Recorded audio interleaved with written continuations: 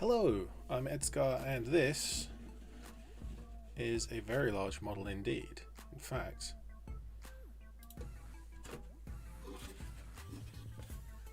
it's the size of my head. This is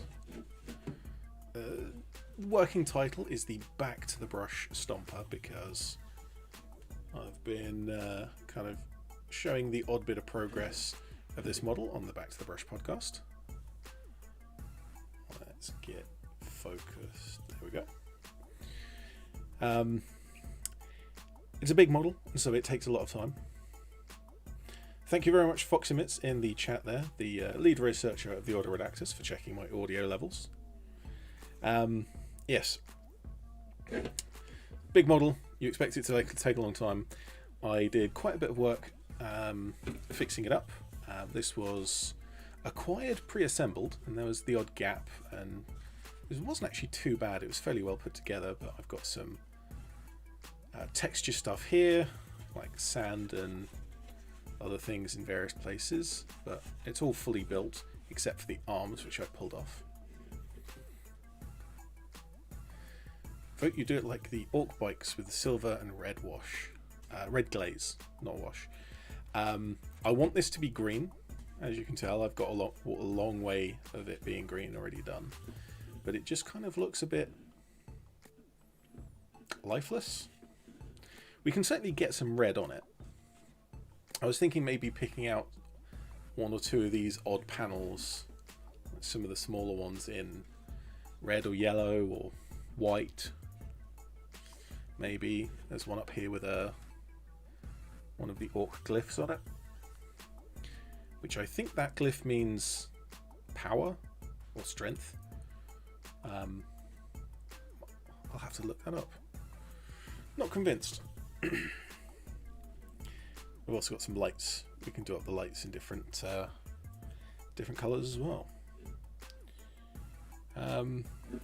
So yeah, we've got one vote for doing some red. I see 4 people in the chat. If anyone else, or 4 people on the stream. If anyone else wants to jump in before I grab the red, I think what I will do is this panel with the glyph. If I do the backing of that in red, and then the glyph itself I can do in maybe yellow or white. We'll see how that helps things. Let's see, I've got all of my brushes out. All of my old brushes, all of the old nasty horrible ones, because maybe I can do some stippling and some other techniques that bad brushes are good at. Engel, researcher for the Auto Redactors, says puce. Puce. Isn't that like an orangey, like a more red orange? Could do red with a highlighted puce, if that is puce. Of course, I assume he's only saying that to be contrarian, because he knows I don't know what puce is.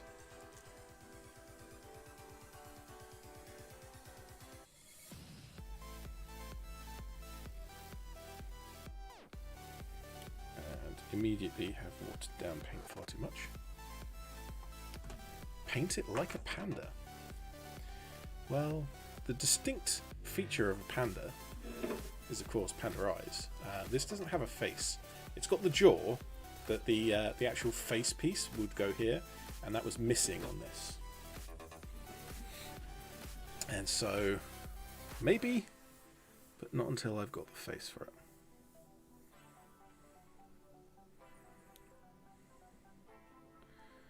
Do not adjust your sets, because if this looks like brown and not red, you would be correct. Red is a notorious colour for having poor pigmentation in many companies' product lines. I'm definitely not going to use this brush anymore because this is, yeah, it's a bit too messy.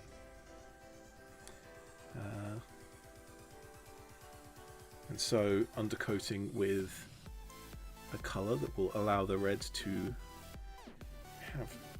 Well, maybe I can use up this brown on a bit of dry brushing down here.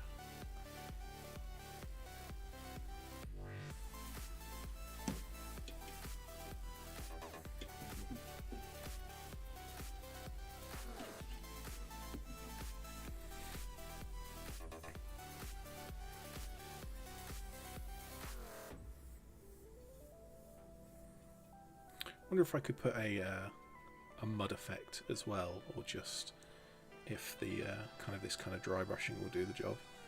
Hello, Grandpa Werewolf. Reference cites puce as a deep red to dark greyish purple.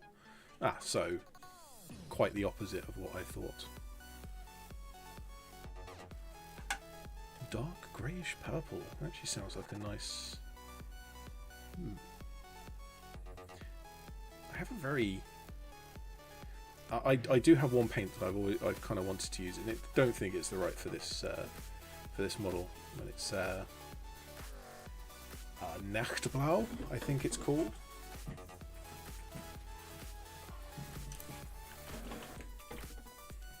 Yeah, here we go. Nachtblau, or Night Blue, and it is beautiful dark purple.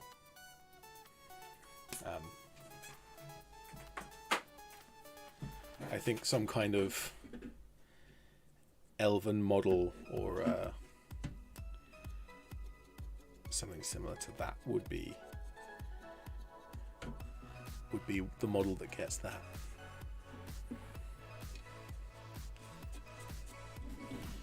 Oh, I've done this a bit too thick up here. Yeah, I can fix that later. Right, red.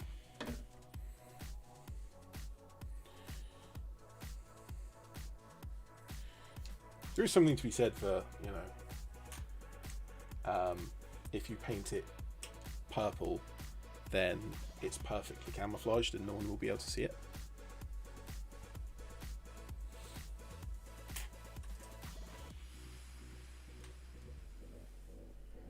That's just going through my brushes. What I actually want at this point is just one of my normal brushes, because I want to be able to... This is kind of a fine detail, not necessarily in comparison to like a model's face, but in comparison to my other brushes. Let's grab some red. There is not much of this red. Games Workshop Blood Red from ye olden days.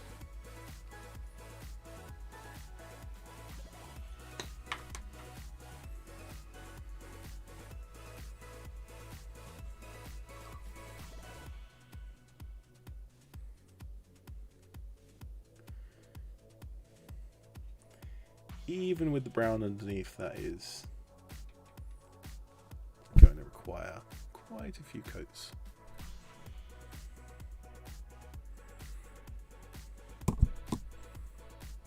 And excuse me if I just casually bash the microphone with my brush there. I've got it kind of just off of camera there. I was trying to point at it with the back of the brush, but that wasn't working.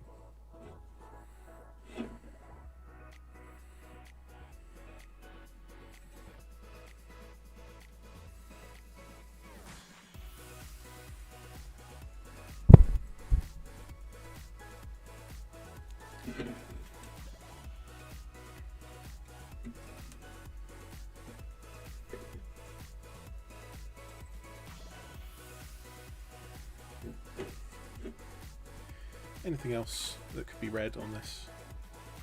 I might just pick out the odd panel somewhere. Look up some of the orc glyphs myself and paint some extra ones in.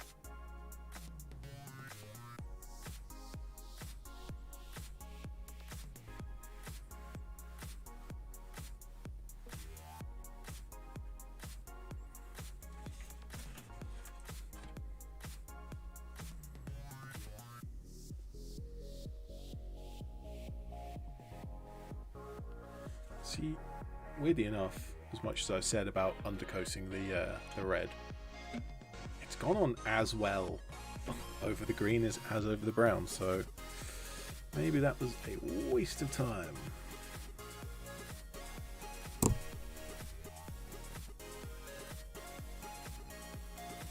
Should definitely get some checks and dags in here somewhere. That can wait until later.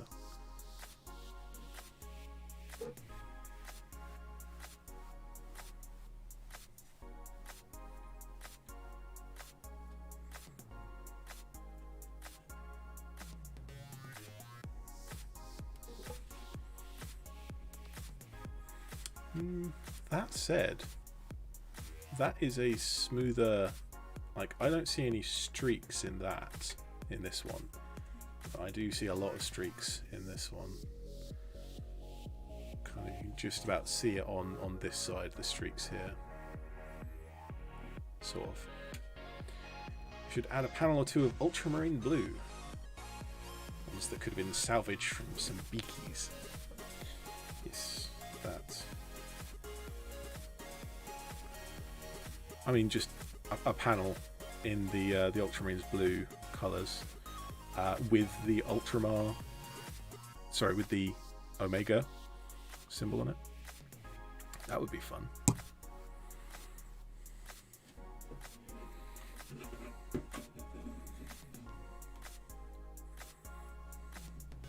Weirdly, I actually do have a pot of Revell on ultramarine blue. And this is a significantly different colour to the colour that ultramarines are painted. Because ultramarines, while they have always been painted blue, they have never been painted ultramarine. Well, they've never officially been painted ultramarine. A lot of people, of course, have. Ultramarine is a much darker, richer blue than ultramarines are usually painted in a much lighter.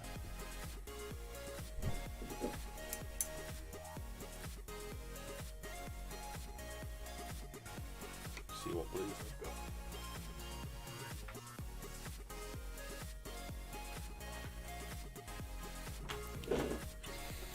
So, Games Workshop Emerald Blue. This is probably, you would use this as a highlight colour for the Space Marines.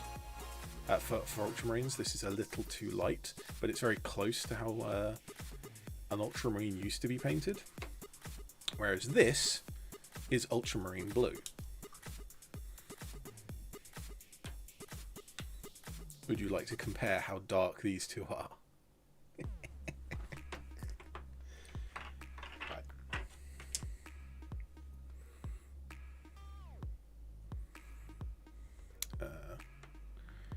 I've only got a very small wet palette at the moment because I cracked my last one and I haven't replaced it. So I'm working with... Hang on, I've got a measuring squares on my cutting mat. It is 10 centimeters by 7 centimeters. So 100 by 70 mil. It is quite small. Where should we put this ultramarine? Let's put it on the side. Kind of one of these panels. Maybe this one, maybe this one. Because the arm will attach here and the arm will kind of extend over here. So this will be not hidden, but slightly obscured. Thinking this one that's all torn up. Let's go. See how it covers over there. This should cover very well because this is a very low value paint. Oh, I've thinned it down too much though. That doesn't help it cover. There we go. One problem of this is that it's a gloss. Is this one a gloss? This one is a gloss. I keep making the mistake, and I've got like 7 or 8 of them, so you think I would have learned by this point.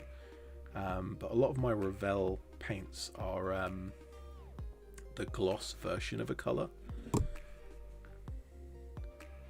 And the gloss version of Revell paints do not cover very well at all. And I just said that this this paint, nice deep blue, should cover very well. Well, you can see that it isn't, and that's just because it's the gloss. Anyway, I'll just give this as thin a coat as I can manage. We'll go back to some of the red. I'll come back for another coat. I'll probably end up doing probably 3, maybe 4 coats, depending on how it goes. Actually, I might not need to go quite that far. I can probably cheap out a little bit on the layers by like when it gets to the point where it's just about opaque enough, I can start mixing in the highlight.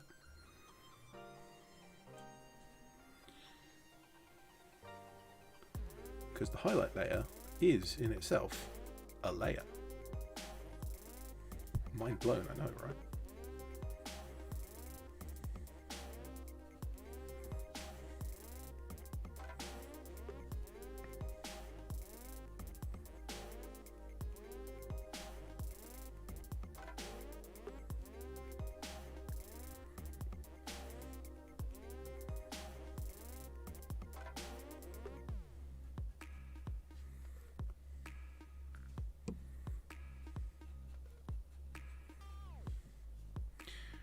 Or what I could do for the second layer, so immediately after this, I could just mix in some of that emerald blue, because not only will that lighten it up to a more appropriate color, it will also help it cover, because the emerald blue is a matte.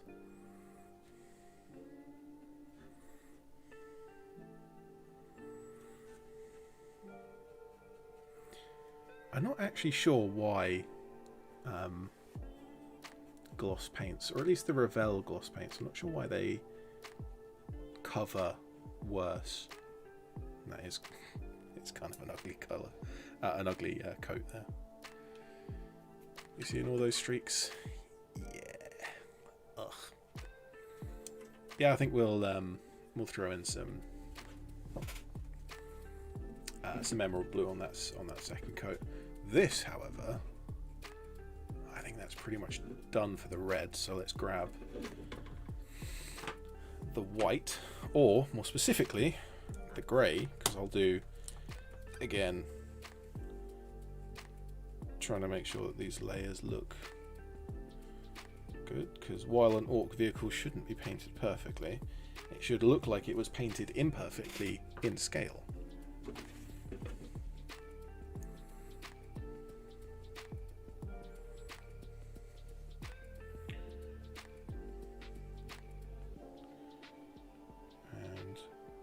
White has a tendency to also be one of the colours that doesn't cover well. Some whites do, some whites don't. The white that I've got is an ancient one, and it's kind of in the middle. But this grey, because this is actually a grey I'm painting on currently, this grey covers really very well. I've got water droplets on my brush. This grey covers extremely well, and white on top of this grey looks really good.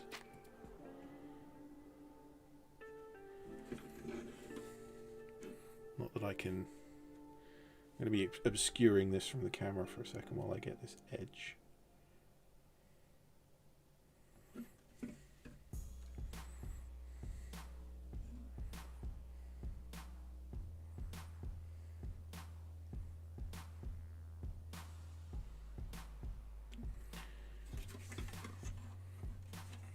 Oh, this edge as well. I probably don't need to be quite so neat as I'm being, because I'm going to be doing a lot of paint weathering, rust, rust and dirt and stuff like that. Imperfectly, but in scale. Thanks. Literally had an aha moment there. Yes. Yep. I have seen, I cannot remember who it was, this was a very long time ago.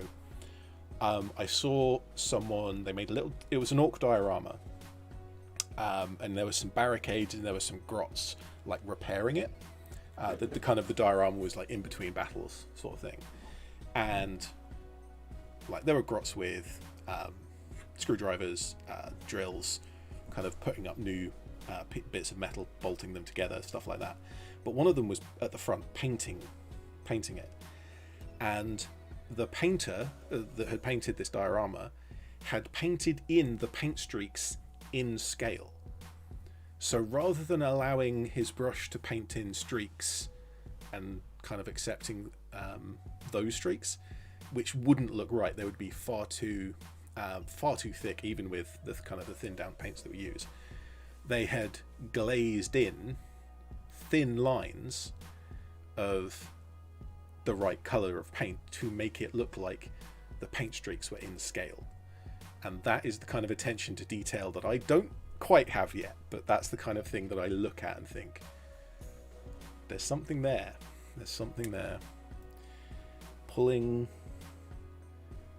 scale. This is why something like using sand as a basing material. Real sand is not in scale for scale sand. And so if you want to make a sandy base, don't use real sand. However, real sand does look like gravel in scale. And so if you want to have a gravel texture, sand is the perfect supply for it. And there's hundreds of thousands of different examples of this type of thing, and I only know a few here or there. It's something that you kind of learn as you go along. I need to get some water onto this. Nope. That's not what I wanted to do. That is not at all what I wanted to do. Can I recover this, or do I need to leave it to dry? Yeah, I think the damage is done. I'm going to have to leave that to dry and come back to it.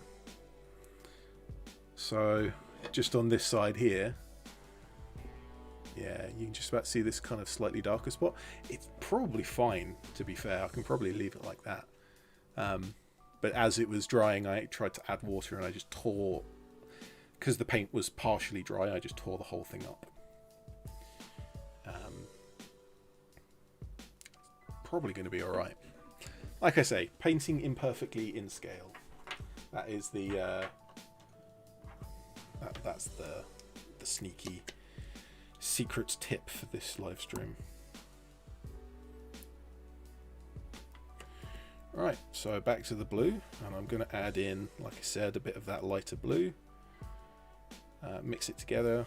Hopefully we can recover some of that matteness that will cover more smoothly, but we shall see.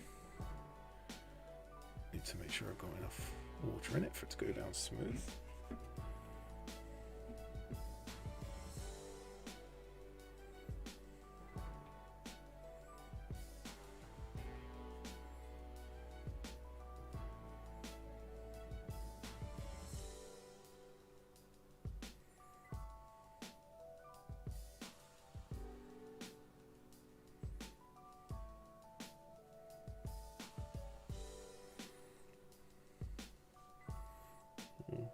Messed up a bit there, chasing the wet edge a bit.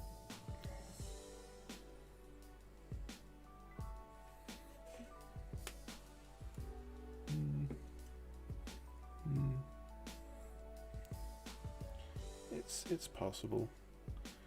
I think another coat will be required here.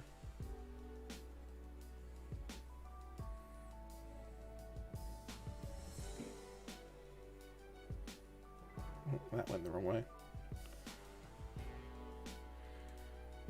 Because I am right-handed, chasing left is far easier than chasing right on a big flat surface like this. So I should be starting on the right-hand side and working left. And you can see the areas where I did that, I've got much smoother coats, and where I was going the wrong way here, I've got a little bit more patchy because I wasn't chasing the edge properly.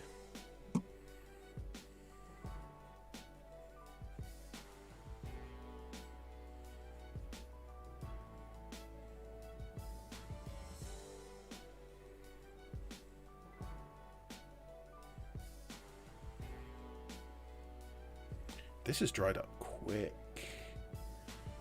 Probably going just straight away for the next coat.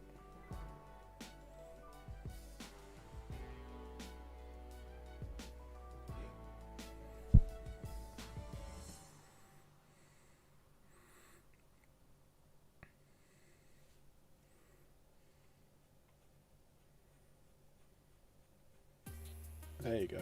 That went on nicely. That should come out really nice. In fact, I think you can see it on camera. That patch at the top.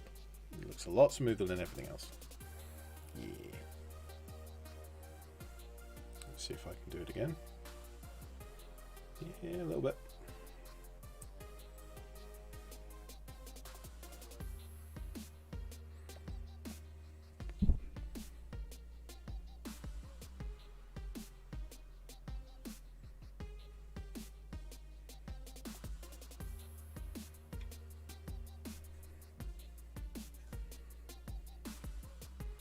Oh, there's actually a bit of... Let's get in there. Hopefully I don't lean into the camera view, as this is such a larger model than what I'm used to. I've got my camera stand here pulled all of the way back. I mean, you can see it in the face cam view. Usually I have it like... Usually I have it here where the model is. Right, let's let that blue dry. I will come back to it for another coat of blue before I do any detailing. Just trying to get this blue out of the brush. There we go. Right. That's not looking too bad, actually. I'm kind of happy with that. Let's go in. Let's just give it some good old-fashioned edge highlights.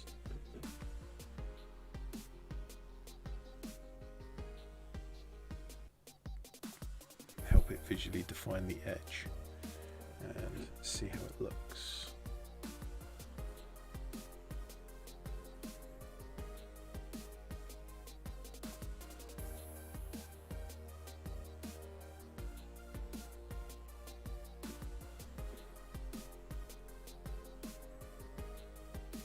I'm using the wrong...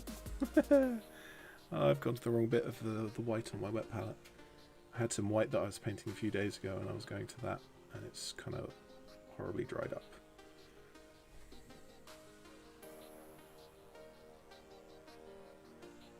I do want to bring out some of these streaks a little bit.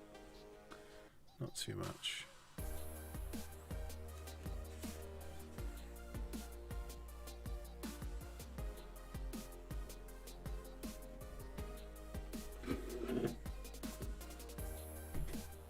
Yeah, actually, I think that's looking pretty good. Let's see if I can get a nice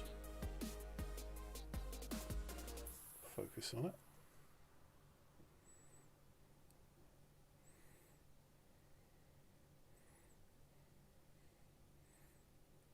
it. Yep, that looks good. Breaks up the green. Let's see about this red panel down here. What were we doing with this? Was I just painting a random red panel? I think that was it.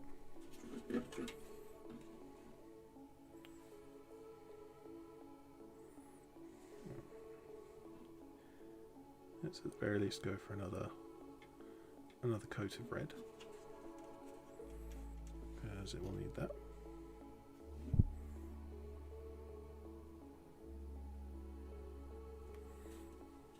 If some of the paint could actually leave the brush, would be nice. There we go.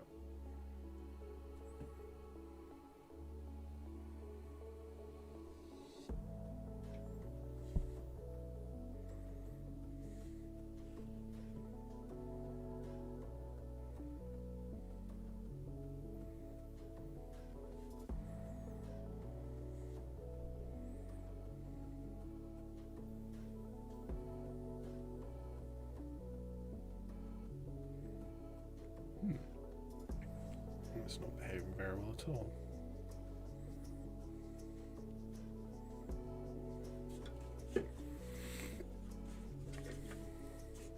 See, one thing this model has is all of these grot heads sticking out from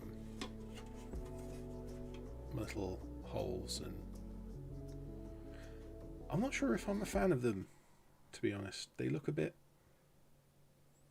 little bit rubbish. Can't really define what I mean by that. They're just oddly sculpted, just this head hanging out in the middle of nowhere.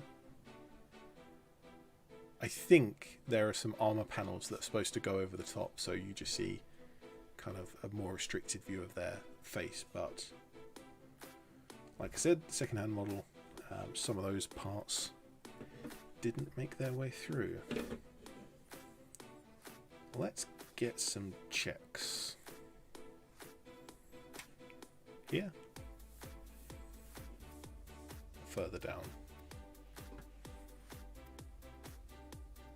Or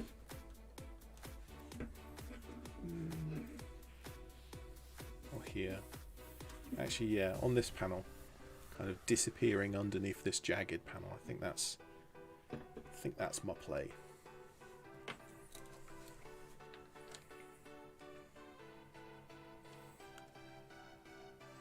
Look at me with my that's my play. I've been watching too many game streamers.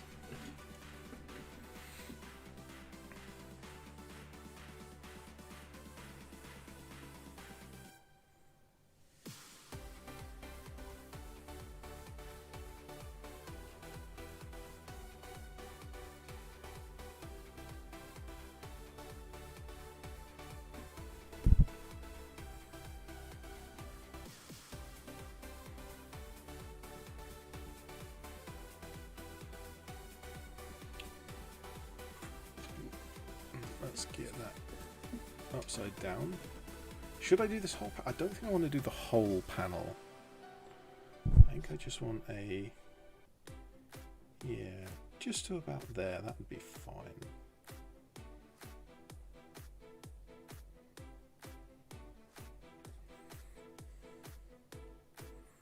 Let's get a little more water here. Let's get that nice solid edge.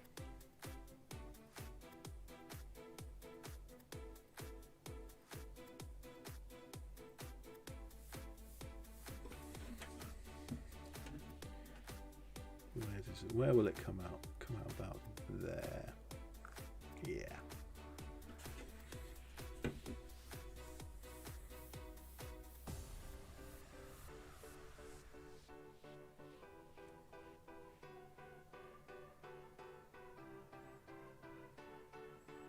Oh. Ooh. That was messy.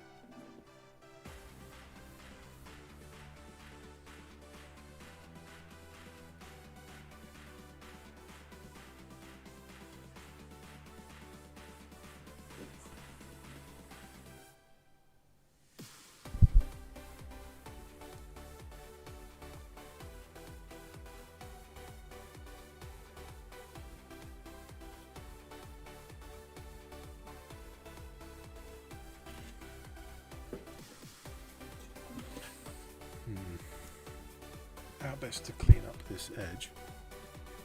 Not with that much water, I think. Yeah. Good, nice, strong edge there.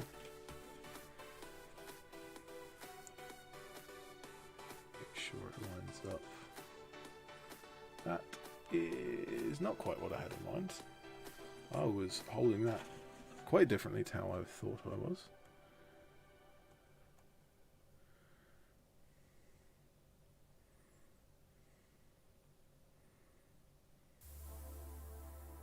There we go. That is, I think, smooth enough. Right, while that dries, more blue.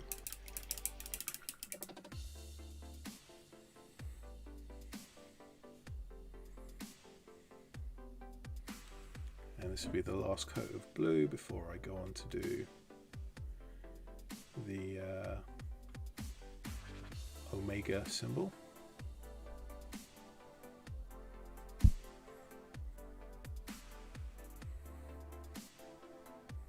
Should I put the omega symbol right in the middle of this panel, or should I kind of have it cut off at the edge?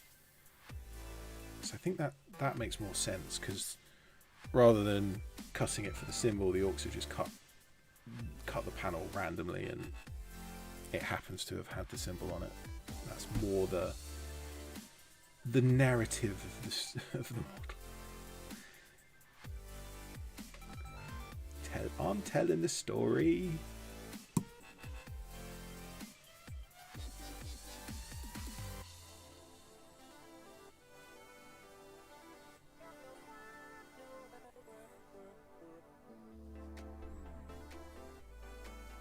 Can I please have some? I've kind of run out. I just got the dark blue left.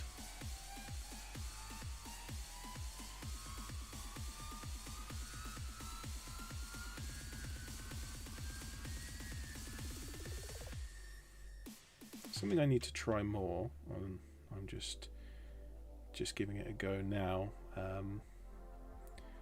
Piece of advice I've heard is to, particularly on large panels like this, is to run the paintbrush in opposed directions. So previously I was painting up and down, and this time I'm painting side to side.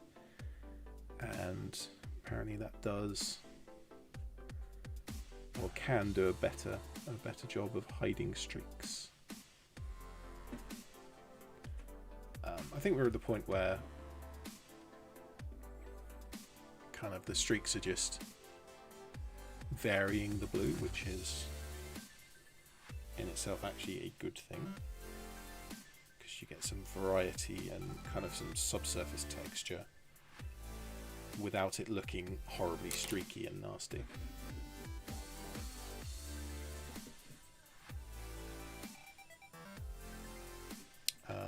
Foxymit says to the side cut off. Yeah, I think that was.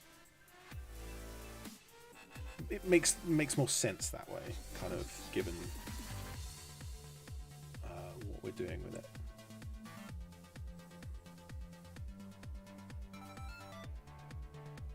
How much of the delay? Did I just not notice your message, or was there a massive delay in that?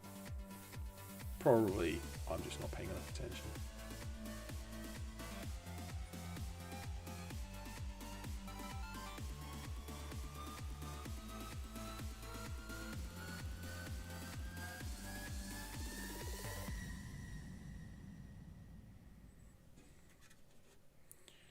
Right, that is good for the grey. I will.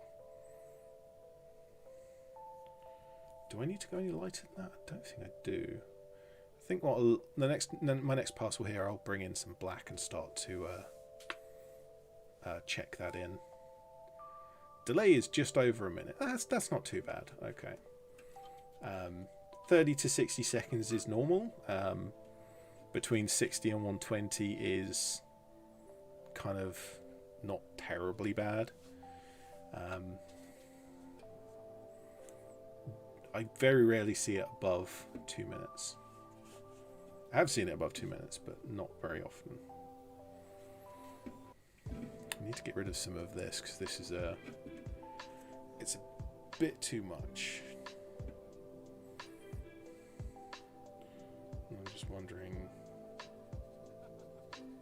I mean, maybe if I just brown wash over that, I might be able to pretend it doesn't exist.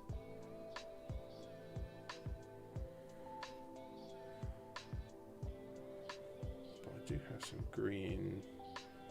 It's the wrong type of green.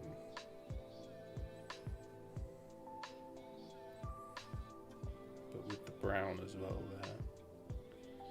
Yeah, that's just streaking. That's not what I'm after.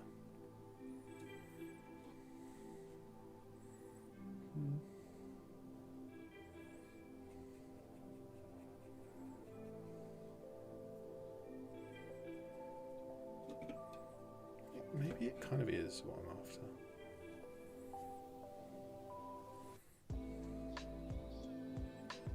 particularly here where I must have had a glob of my dip wash. I used up the last of I made a big jar of black wash a while back, and it was starting to smell because I didn't use boiled water like I usually do more recently.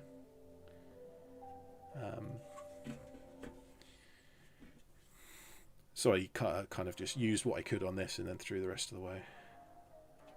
I need to make up another jar, just using the cheap craft paint, not using the inks.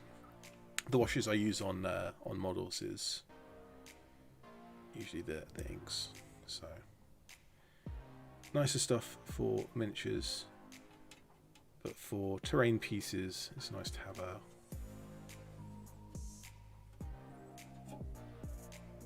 I just put my thumb on the blue. Don't think I've ruined it. I could just feel it was sticky, but I don't think I've peeled any paint off, which is lucky. Trying to be a bit mindful about where I'm putting my hands on this thing, because my painting handle is not quite big enough for this.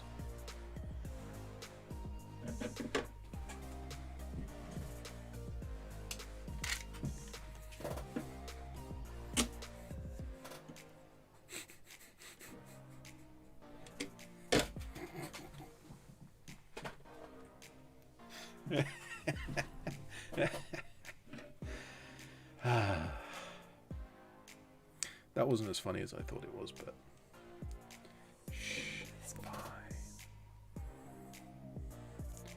Has this paint already dried up? I put this here at the beginning of the stream, like half an hour ago, 40 minutes ago. And this paint, right here, this brown, has already started to dry up. I'm having kind of a lot of problems with paint drying up really quickly. But it's not just like the wet palette. My pot of water here, I've filled this up far more commonly, like in the last few months, than I have in the past, or at least I've noticed I'm doing it more often. Is there some kind of, like, is it just because it's winter? I would expect in winter for water to evaporate slower because the temperatures are lower, and just the air is often more humid, or has more of the humidity that it can support in winter.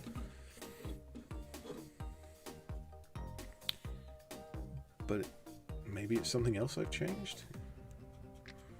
It's not like we've suddenly got air conditioning in our house. Don't know. It's helping for this dry brush, right? Heating will be on, which makes it far drier inside. That is a sensible. That might be it, actually. Just because it's winter, the heating's on more often. Yeah, that might make sense. Too much. All right.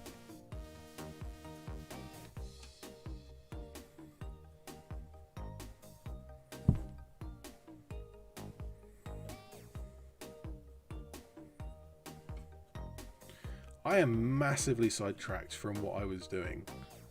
I've just gone around and done the this kind of muddy hem of this skirt.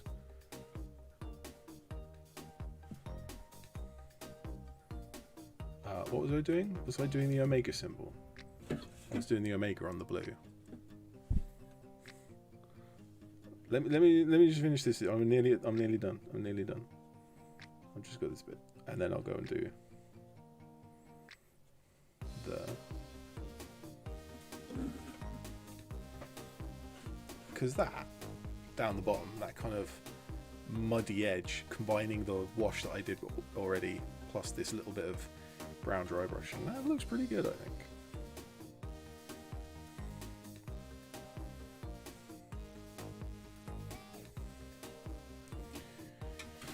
Right, so where shall we position the Omega symbol on this? And how big should we make it? I think fairly large. We can say this is from one of the larger vehicles, because it is a great big panel. It would have to be. But I like the idea of not having it upright. So maybe kind of the... If I paint in water, can you see it on stream? So if I paint it like that, I think that's actually way too much there. Kind of like here, and then it goes off of this edge as well as going off of this edge, because then it ends up looking like that.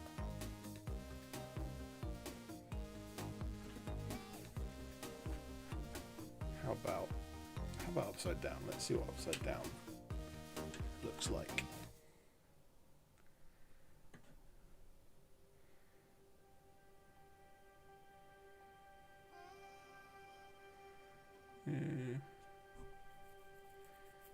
Yes, you can see. Good.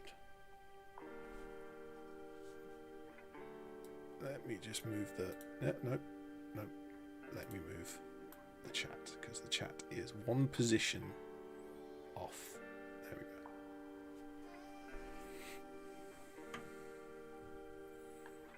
go. Yeah, I think I prefer that first way with it off of the kind of the front edge. But let's try off of the back edge as well, just to see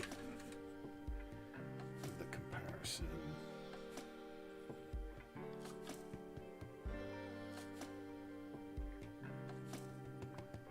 Kind of that. And it would end up looking like that. That works quite well, because then I can also put in a panel line up here. Yeah, I think I'm sold on that actually. Yeah, let's do it that way. Right. So I'm working this way up. Oh, I've got blue on that panel as well. I'll have to clean that up. I think 90% of this model will just be me cleaning it up at the end.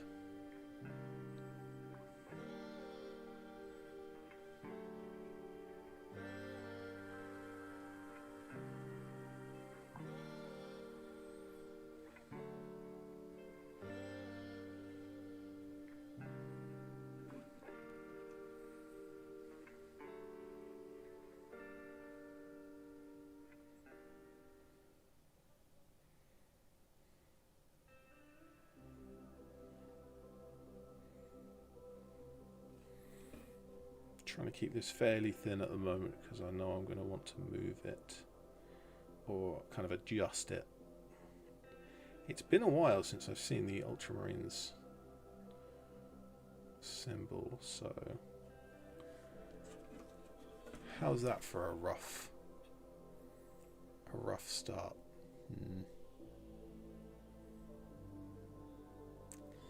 Yeah, probably. Right.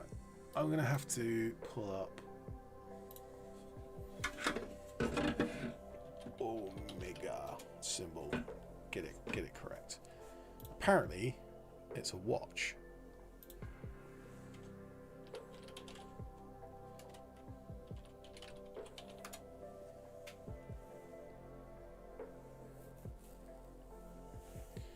Right.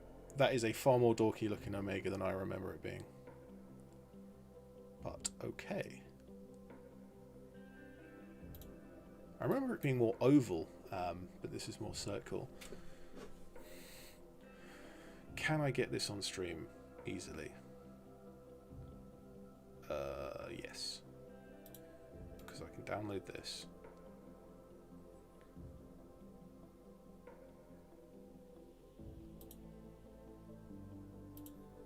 And then I should be able to just go add image. on this stream, grab the omega. Bam. Okay. So let's put that. Where do I put it? Can't put it over chat. Can't put it over me. Let's put it in this. Let's just leave it where it was. Make it a bit smaller. So that apparently is an Ultramarines Space Marine symbol with correct geometry, allegedly. Doesn't it looks different from how I remember it, but all the other examples are kind of the same, so let's roll with it.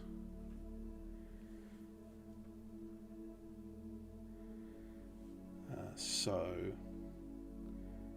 I'll need to square off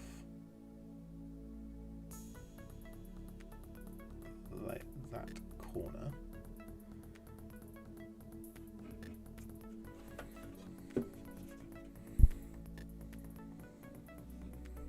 These need to be level.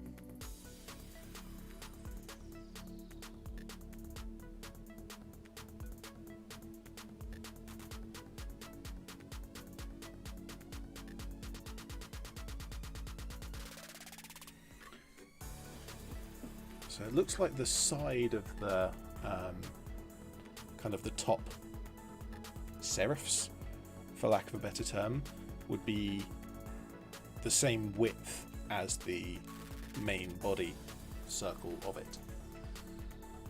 I always thought that the that kind of top bar was a little wider, but apparently it is not. Go me and my memory for symbols. So let's pull this out. I actually need to go all the way out to here.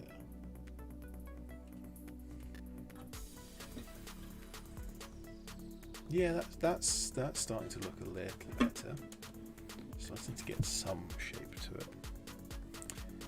How tall is it? That top bar is fairly tall.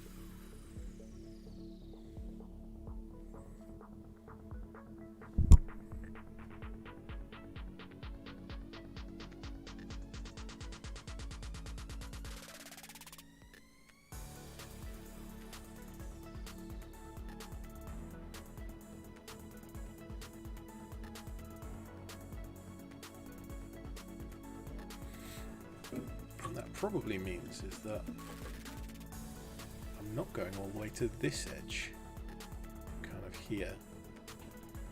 So I should probably define where I am ending, which is probably about here. And I'll need to go back to the blue to fill in the rest.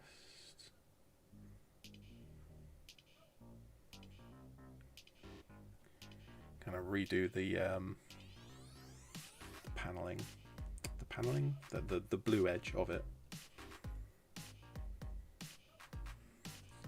That's getting there. That's pretty close.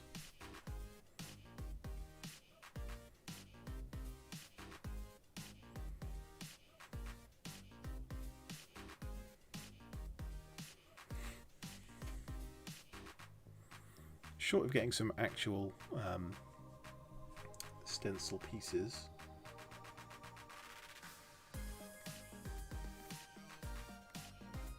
this is relatively good. Although at the moment it does sort of look like the orcs painted it on. Yeah, we definitely blew up that beaky ship with.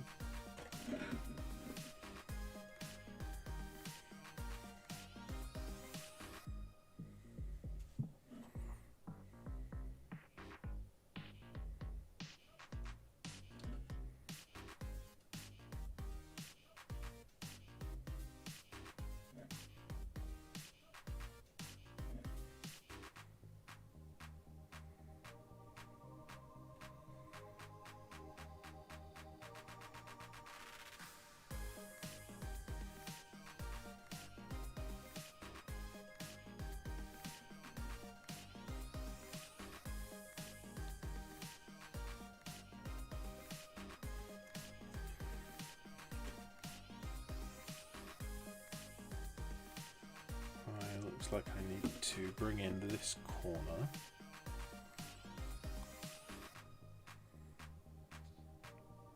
All the way to there.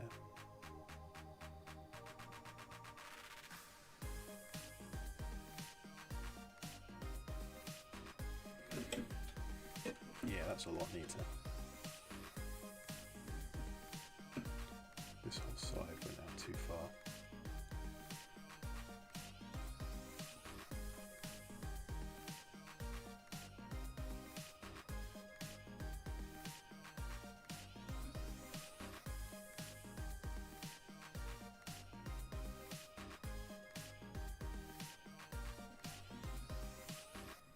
How are we doing? It's getting there.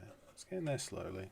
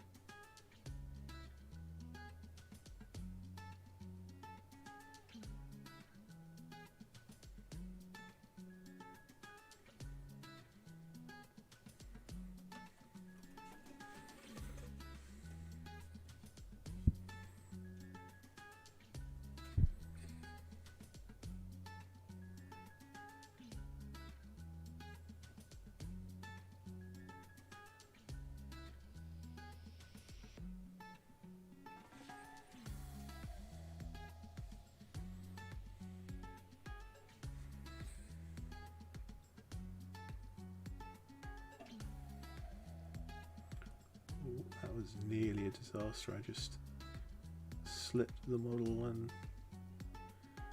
thankfully painted a very thick blue stripe across where it was supposed to be blue rather than across where it's supposed to be white. The inner circle on each side does not match. I think I need to fix... I still need to fix both sides, but let's start off with this one.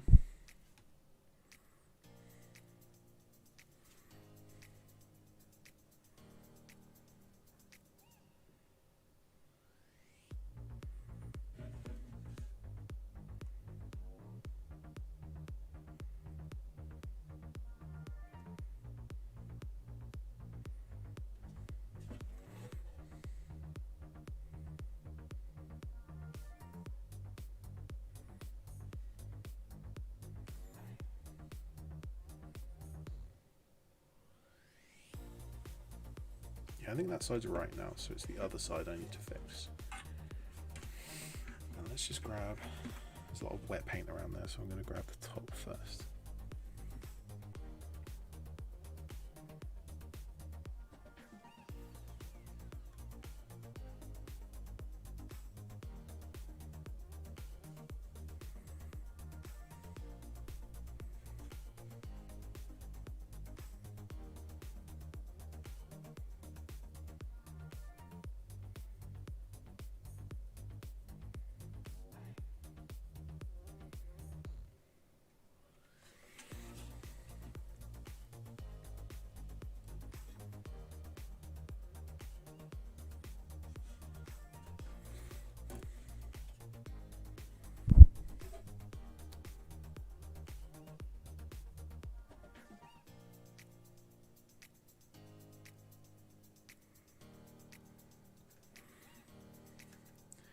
Maybe it's me being just having poor memory, but I definitely don't like having the top bar be quite so thick. So even if it's incorrect, I'm going to change it. But the law, my immersion. That's looking fairly good.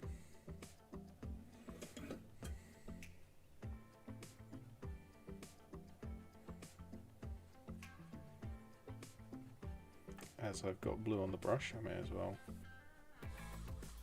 put it somewhere before I go back to the grey. Good grief, that's Look at all this blue I'm getting out of this brush. It's still going. Still going. There we go. That's about all of it. Yeah, okay. We're clear of blue. That took a lot of effort. Alright. Grey. So we need this curve to be a little...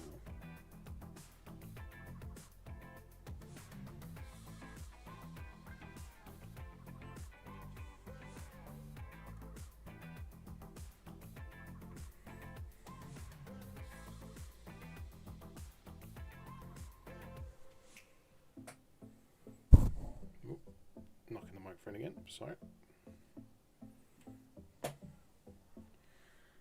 Just need a little extra water in the wet palette because, as discussed, everything is drying out.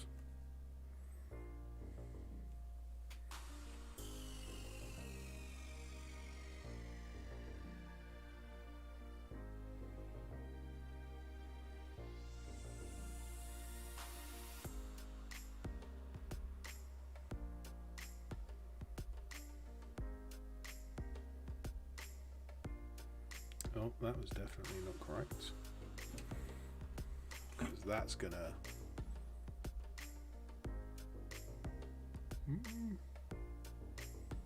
Maybe that was correct. Ow.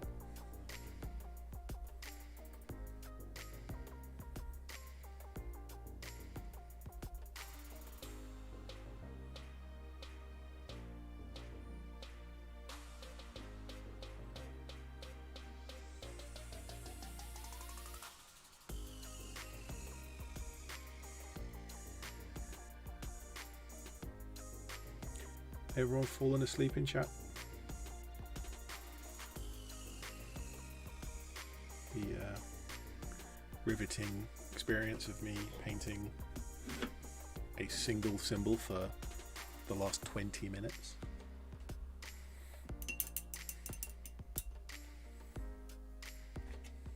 It's not quite right. It's not quite symmetrical, but I think it's close enough. I can probably get away with that. I'll leave it dry and I might poke at it in a bit. In the meantime, let's go back to this panel and do some checks. I'll need some black, which I have handy.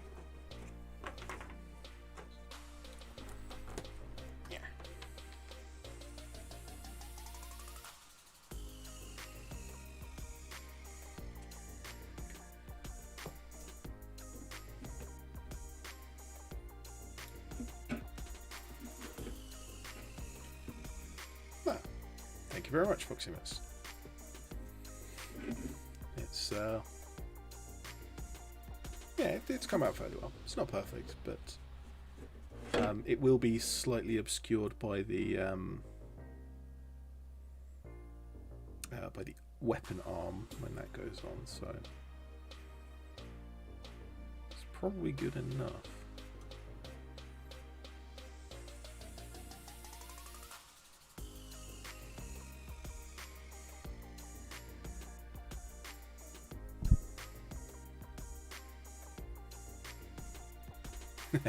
Grandpa also still awake, considering how adding bullet holes where the ultramarine signal is.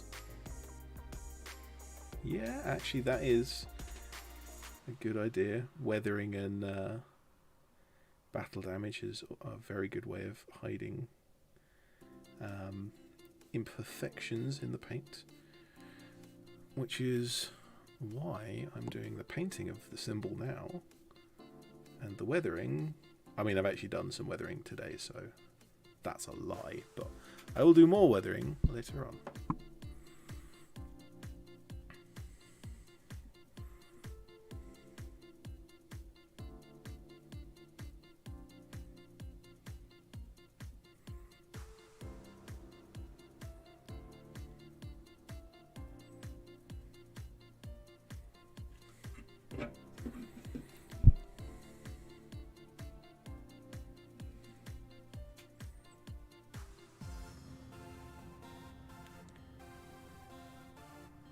see just how neat I can keep these as I go along.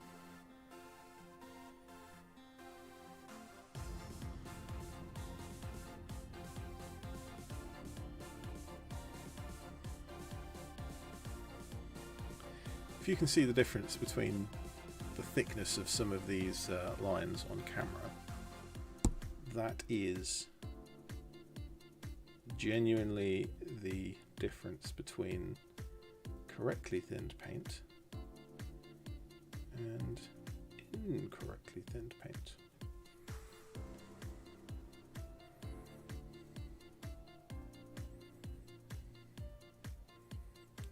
And that will be, yeah, I'll probably border the end of that. Right. Trying to lay it down without knocking over all of my water pots.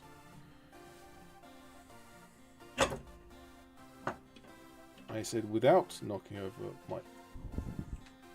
I've just dipped my exhaust stack in the... Let's move the water pots out of the way, that would be more sensible. Yes. Yes. Right.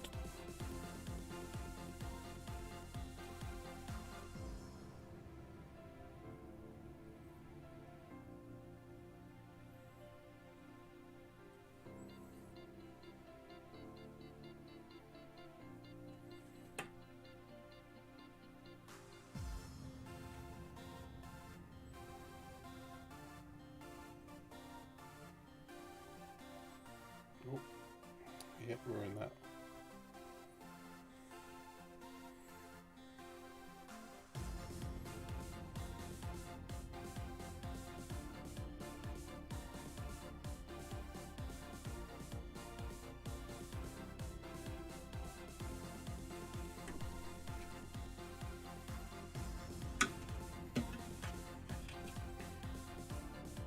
Basically, yeah, this line just comes through about here.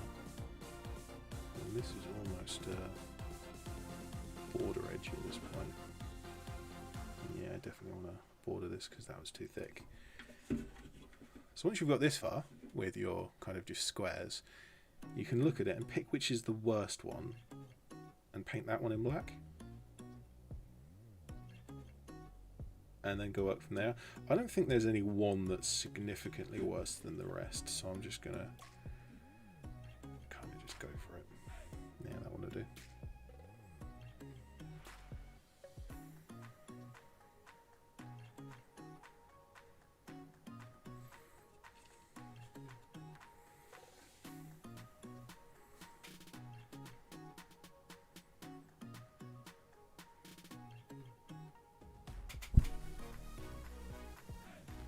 I think I may have added way too much water to my black paint.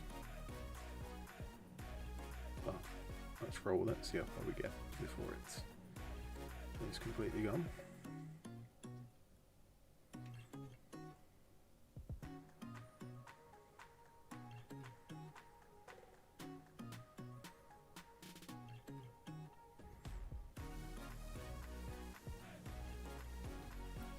Yeah, that's about all I managed, but it was the black. There we go. Let's grab some more.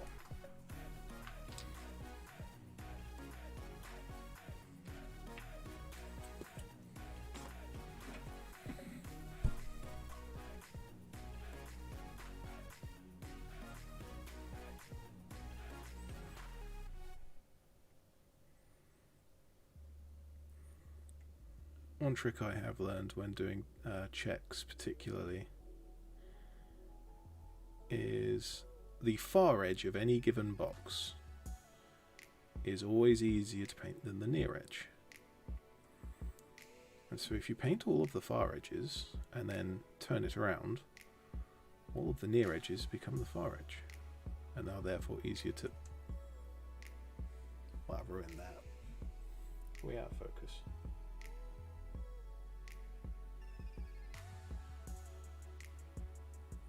We are forever out of focus.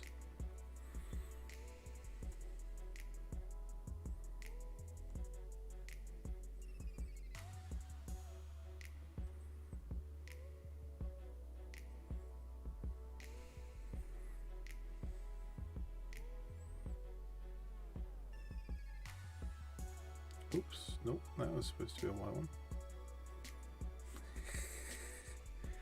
That's me not paying attention. I haven't actually done the white on this yet, I've just done it to grey. So, coming back with another round of white, or rather a round of white on each of these boxes is probably a sensible idea.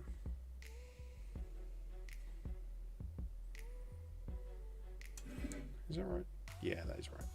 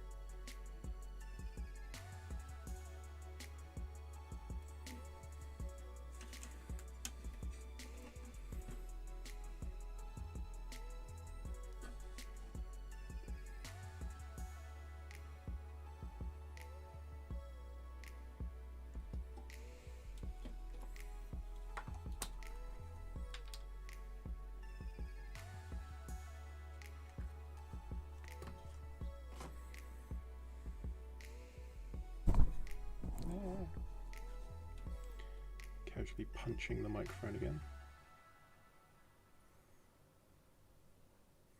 It's fine, the microphone exists solely to be punched a lot.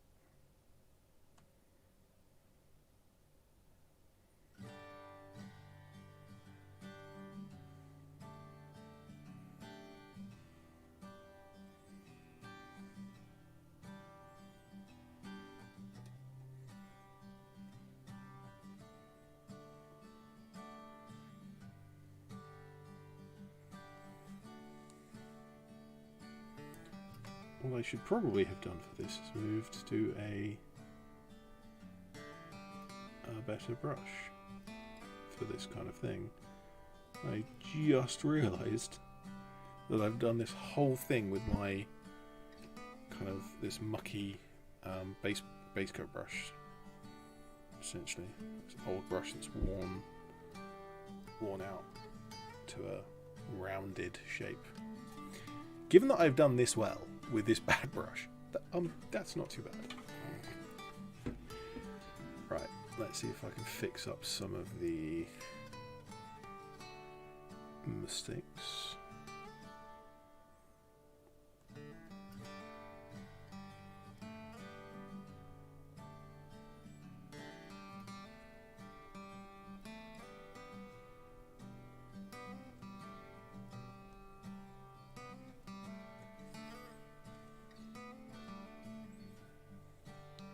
This super relaxing guitar in the background is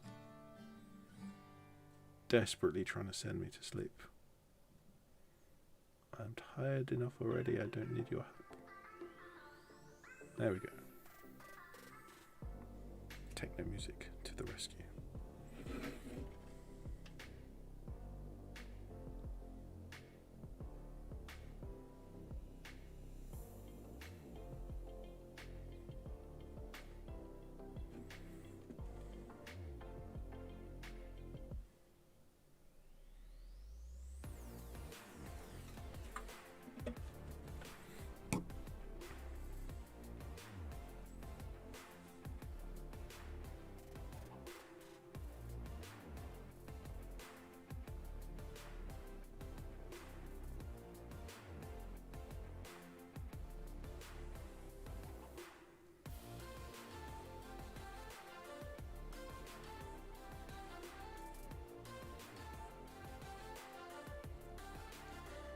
I need to switch to heavy metal, yes. I don't know if there's much heavy metal on the free on the YouTube library, free to use. There probably is some.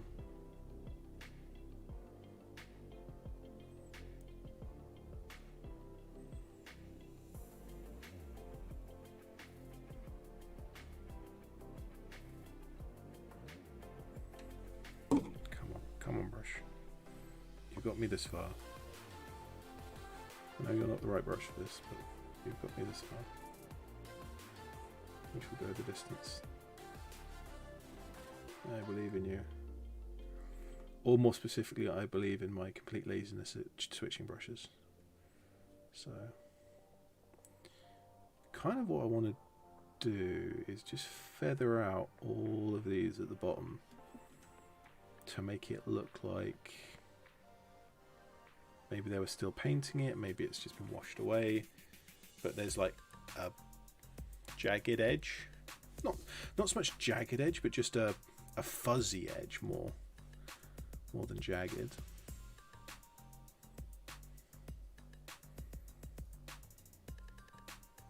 Yeah, that's kind of how I wanted it to look.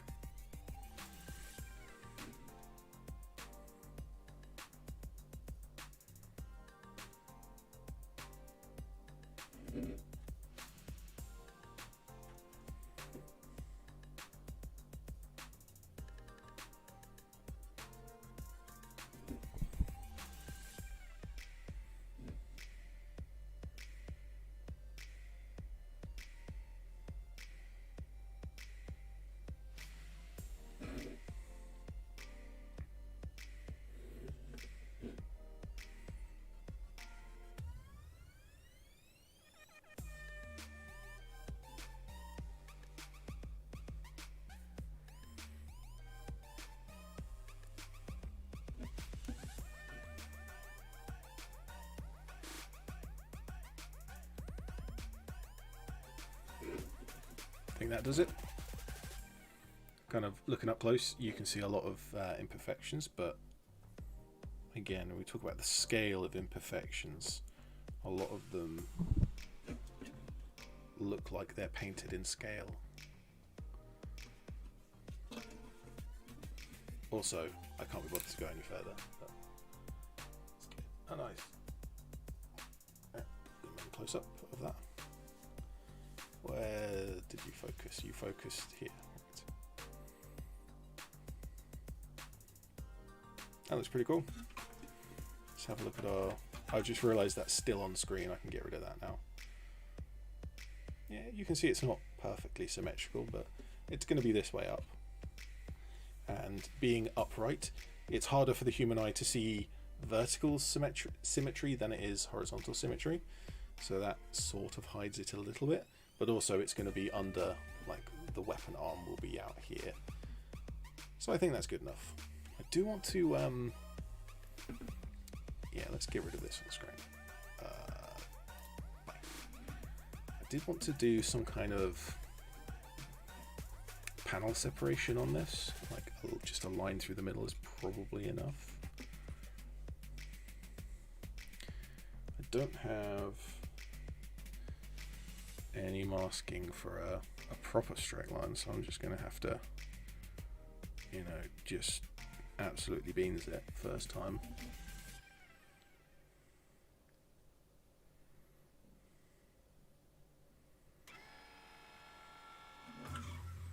There we go, this is the music we're after.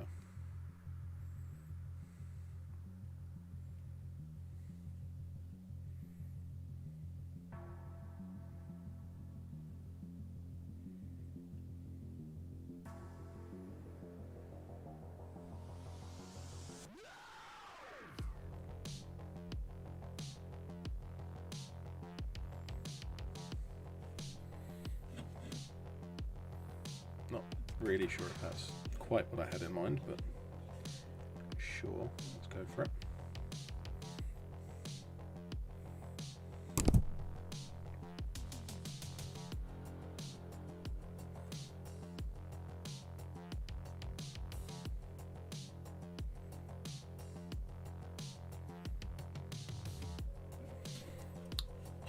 Oddly, I find that it is far easier to draw two straight lines next to each other than it is to draw one straight line.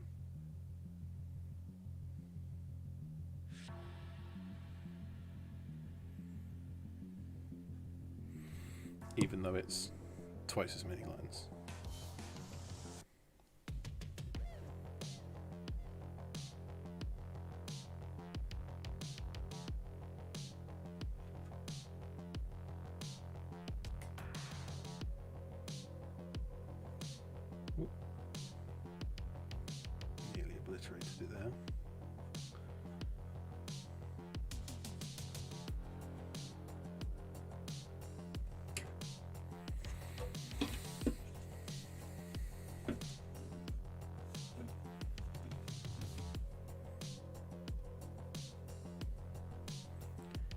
keeping hold of this thing without sticking my thumb all over details I've already done is an interesting thing to try and keep track of.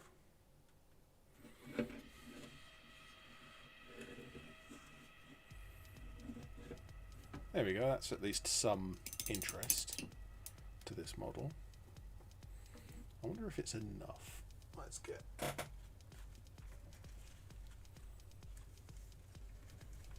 Where's the adjustment? There it is.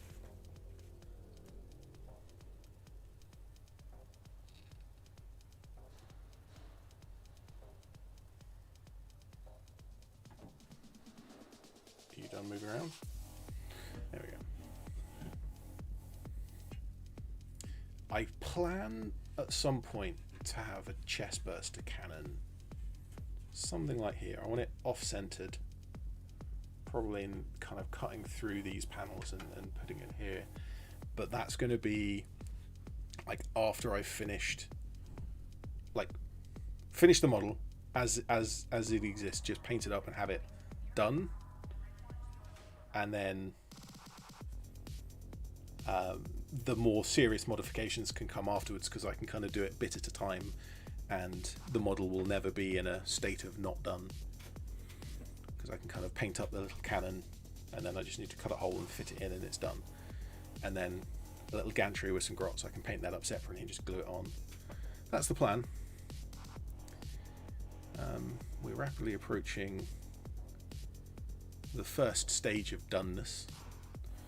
But yeah, the cannon goes here, and I'm planning maybe here, maybe somewhere else, kind of maybe covering this grot here. I'm going to put the ownership symbol, the glyph for ownership, and then BTTB for back to the brush, because this is the back to the brush stomper.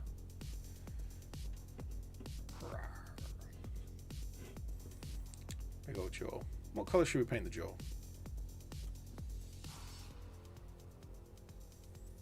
Just a solid black, or red again?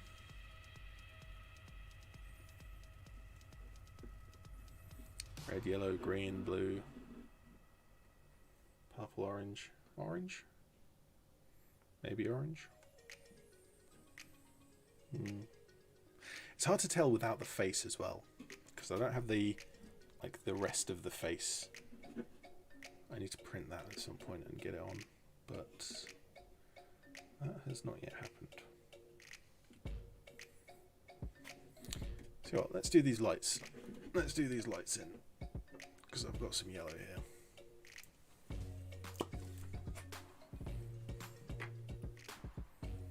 Let's see, can I get the dried up stuff in the lid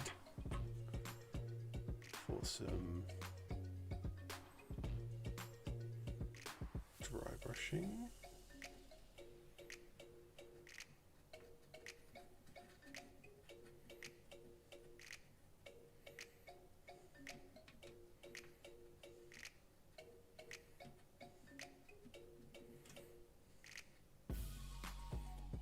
Yellow with black stripes. Hazard stripes. Oh, yes. You're absolutely right. That needs to be hazard stripes. There has to be hazard stripes on here, at least somewhere. And that is the perfect place for it. Right.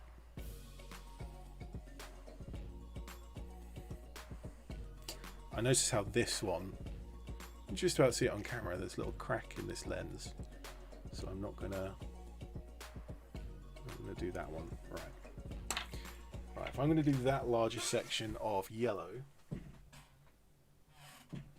I will need some pink to go underneath it, because pink is an excellent undercoating colour for yellow. Pink is an excellent undercoat for yellow. I'm not sure if I said that backwards.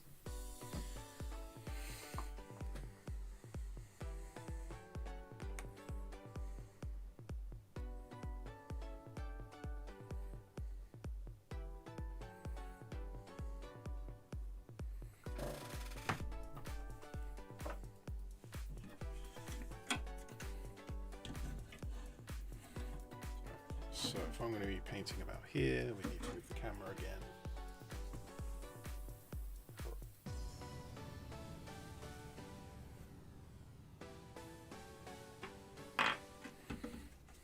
See how long that lasts before the camera falls over.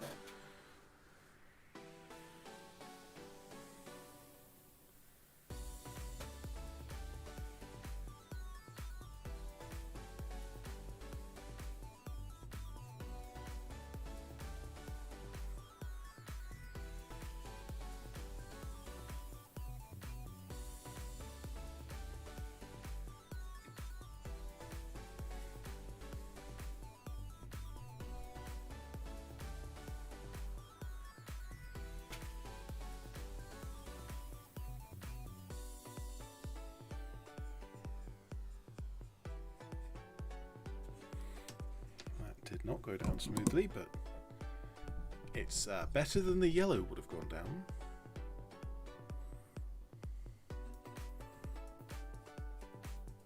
So usually when I do this kind of pink and then yellow on top, I don't do a second layer of pink. I just accept that it's going to be multiple layers, and it may as well be layers of yellow, which is the colour I'm after, rather than layers of pink. But even this kind of partial first layer of pink allows the yellow to have quite a lot of vibrancy. Usually. We shall see. I think this might be the first time I've used this particular pink for this kind of technique.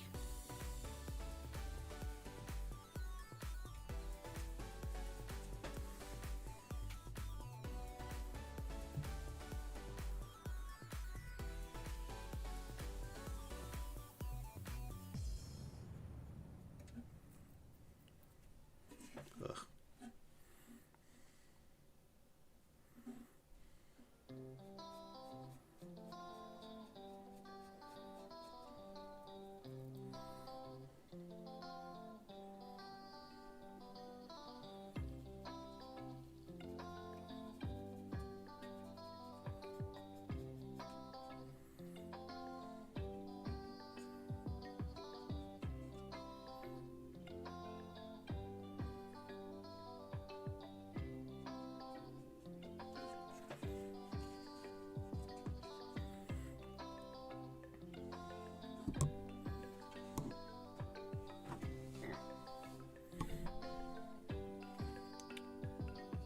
Constantly moving the model, the microphone, the camera, so that I can, firstly I can paint it, and secondly so that you can see me painting it. It's a lot less convenient a model than my usual very small models, but this is something that I've had on the shelf for so long. I did some paint on it quite a few months ago, and I wanted to get some more, so may as well do it on live stream.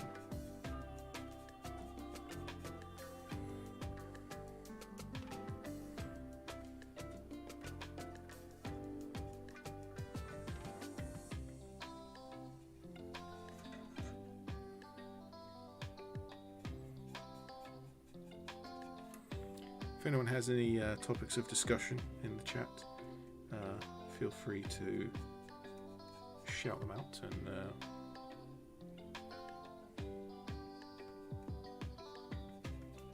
rather than the only sound being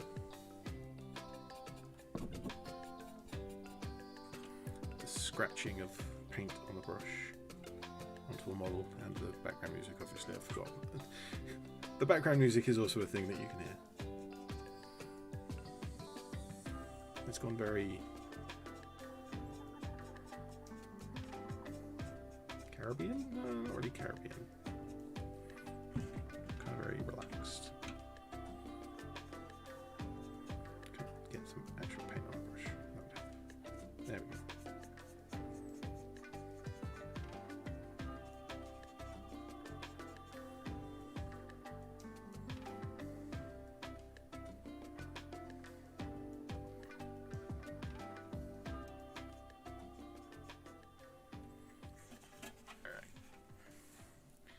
simply as I do still have some pink left on the palette, let's just use it up.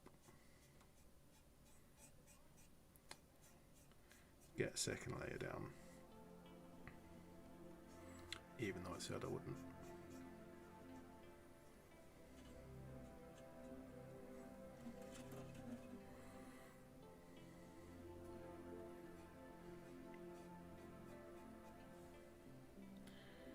What's the next big project?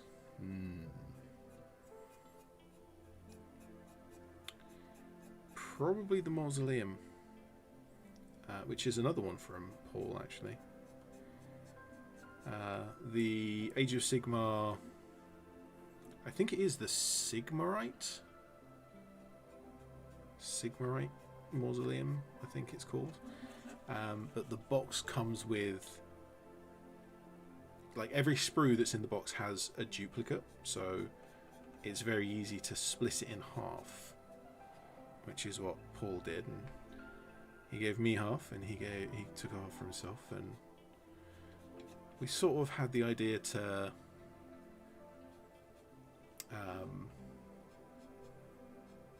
to make up each of our halves, and then like epic showdown kind of thing, have people vote on which was the best. Unfortunately, world events meant that we couldn't see each other very often. I mean, the fact that he lives the other side of the universe also is detrimental to that. But that kind of tailed off. I have some plans for it, and I do want to get back to it, but yeah, that's kind of...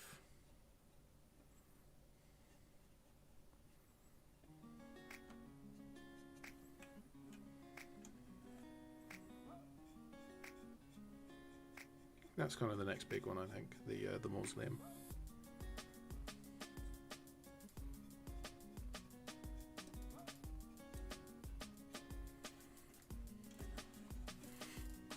I'm not sure if this second layer of pink was is helping that much.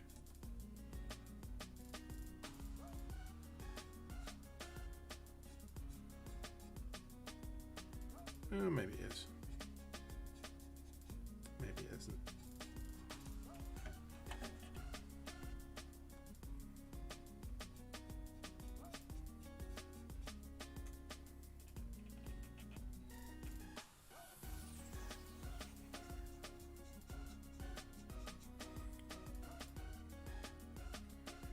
One thing I need to check for the mausoleum is, or one thing I need to work out is how I'm going to paint the roofs, because I've got this blue grey that I really like using, and I'm going to paint that on all the stone. So the stones, it's going to be a grey with this kind of very faint blue grey tone to it as well. Wouldn't a cat need 4 mittens? Thank you, Grandpa Werewolf, for your words of wisdom.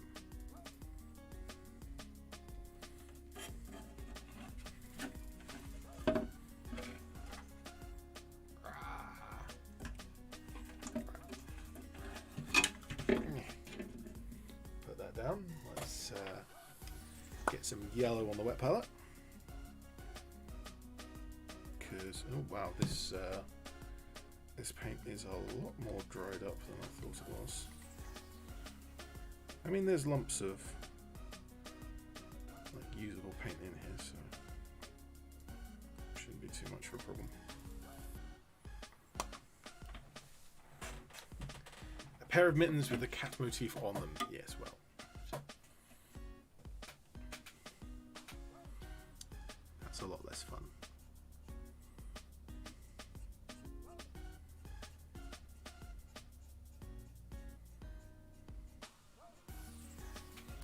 Now, you can see on camera immediately just how vibrant that yellow is straight away over the pink. Unfortunately, I think you can also see the streaks. So this is definitely still going to need several coats. But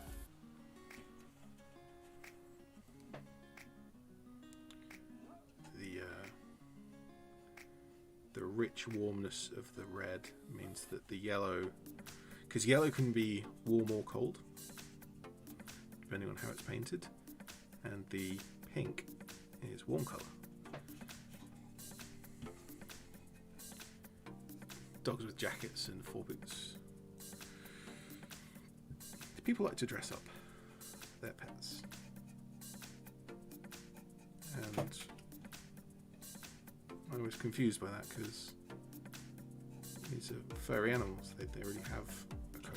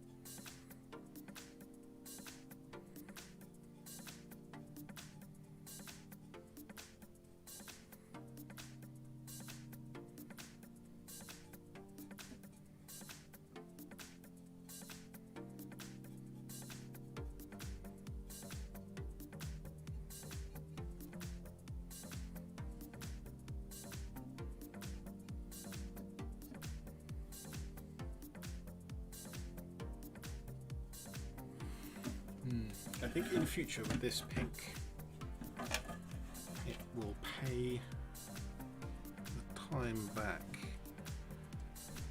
for getting a nice smooth coat of the pink, which is strange because the only reason why I'm using the pink is to get a nice smooth coat of the yellow. So maybe this particular pink is a poor one to choose.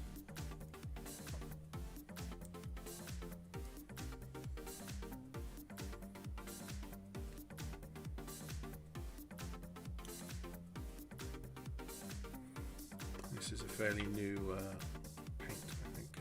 What was I using before?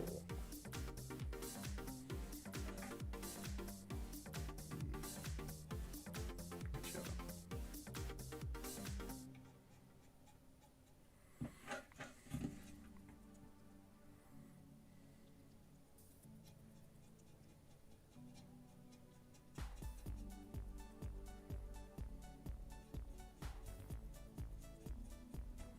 Or maybe it's because I'm using the wrong yellow. I'll use my other yellow for the next coat. See how much of a difference that makes. It is somewhat a shame because I really like the hue of this particular yellow, but it's just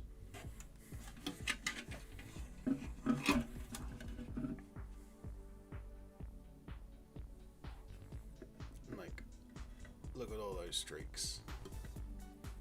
It doesn't look anywhere near as bad. Maybe it's the light.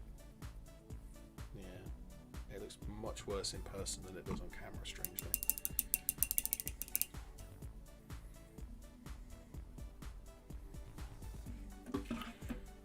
So let's go for the other yellow.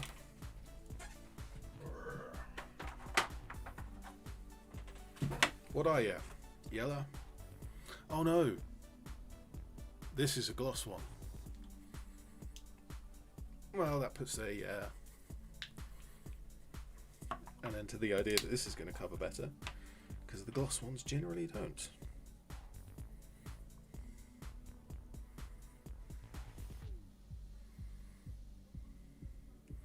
also a different hue. It's more of a cool yellow.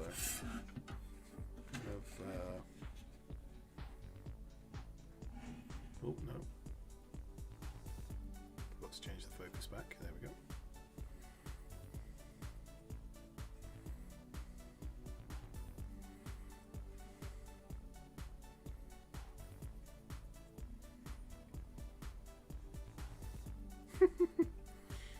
Yeah, so the idea of this yellow going on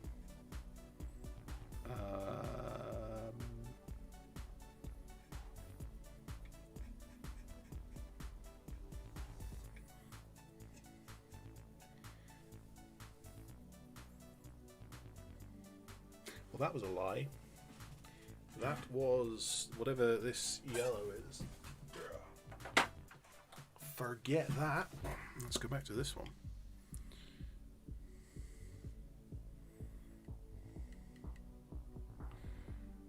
I like the Revell paints. I like the matte Revell paints. I do not like the gloss ones because they just don't cover.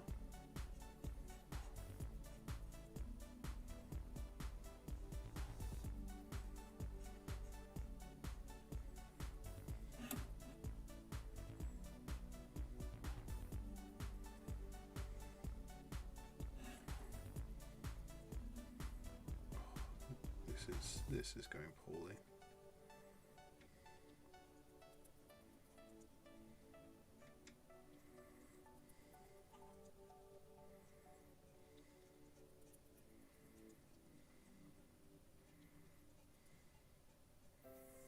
I mean, it is a really nice bright yellow,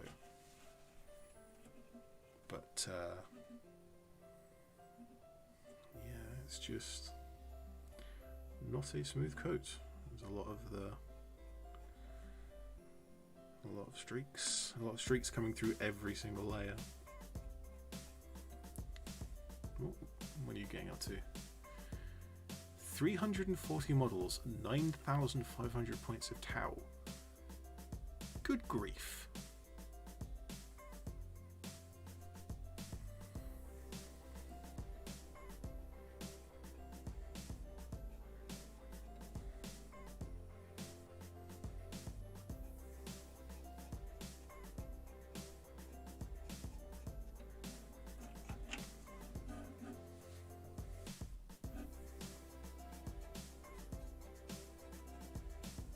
Who is it that said I should do yellow?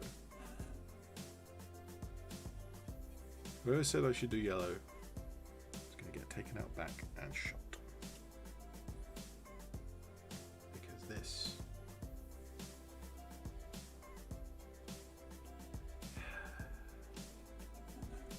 Good old yellow. Yellow is being rubbish. I mean, you can see even here, the fourth coat, the difference between this and this is quite clear. Each layer is better than the last, but it just takes so many layers to get there.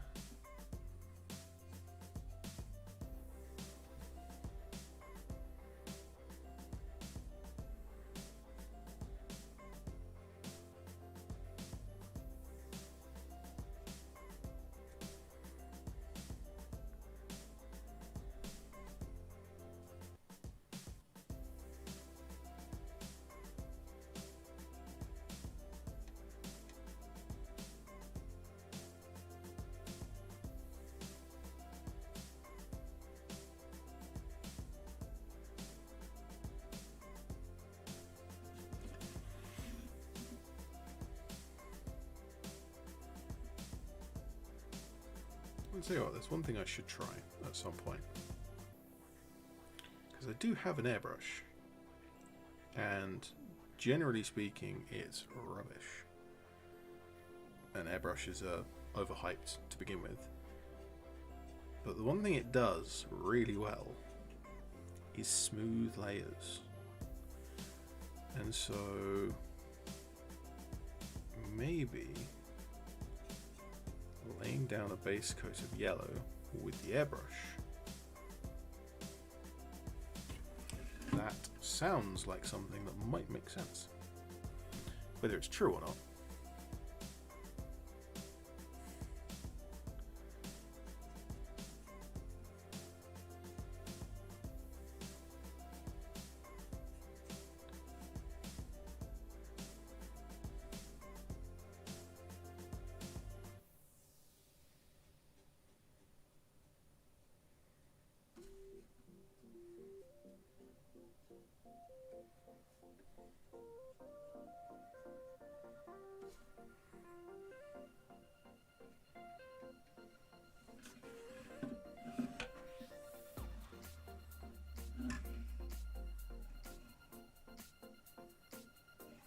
At what point do I just accept that it's as yellow as it's going to be and just get on with the black? Actually, if I do the black, then at least I have to only do half as much yellow over the top. So one more layer of yellow, then we'll do the black, and then we can see about doing yet another layer of yellow, but then I only have to do the bits that are actually going to be yellow rather than the whole thing.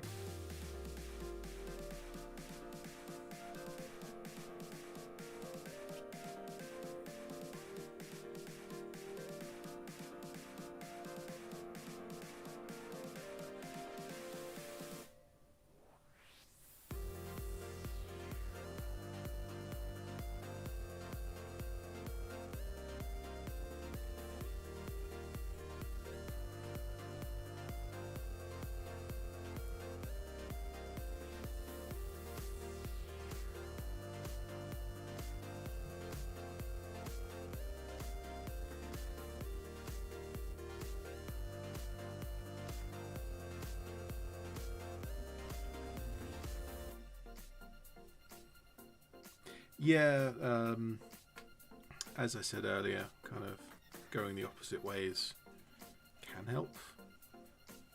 It's just, this is such an awkward thing to hold.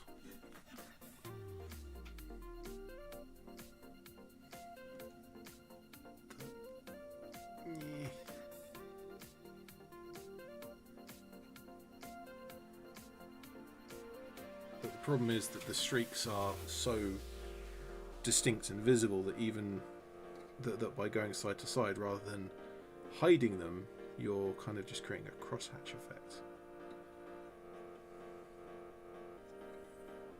And it probably helps, and it probably should. So thanks for reminding me.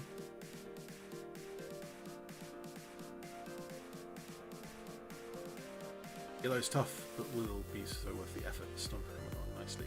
Does it have a name? It is called the Back to the Brush Stompa. That is an out-of-universe name. In-universe, I will have to come up with an orc sentence that fits BTTB.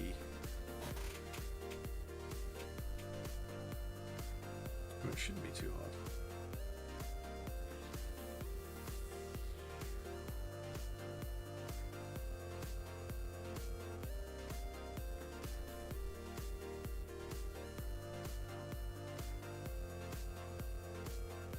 Trying to think through the orc lexicon, and there's not a lot of words beginning with T. Whoop.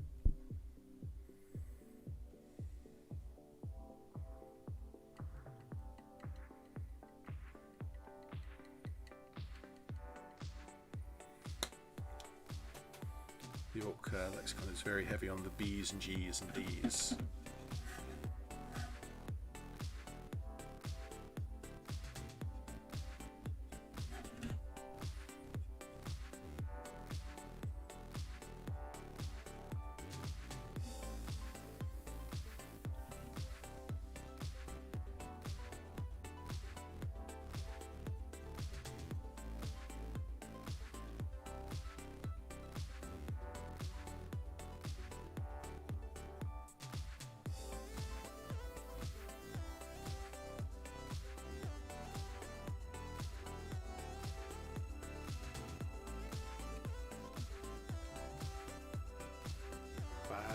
ta-da boom. Back ta-da boom. Boom is a good one.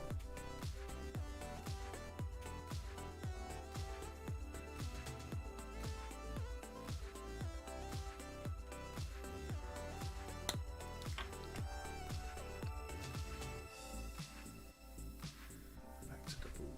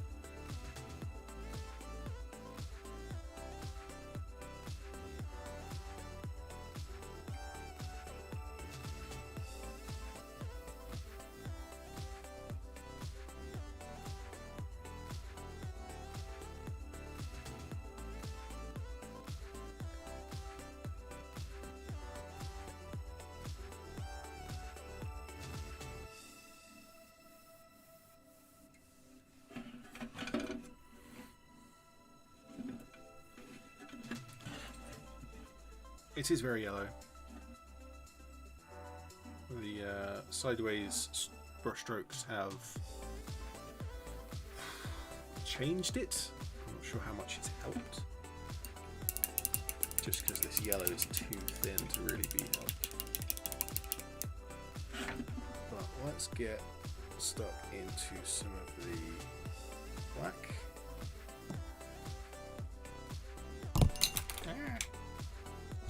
Drop my brush while I'm at it.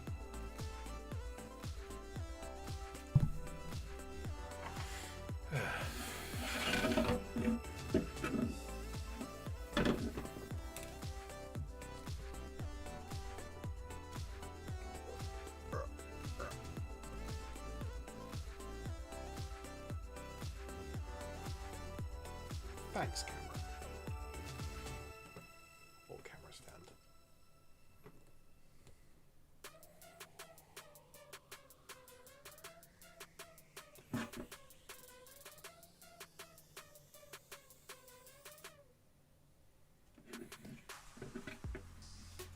So what do we think? Stripes this way or stripes this way?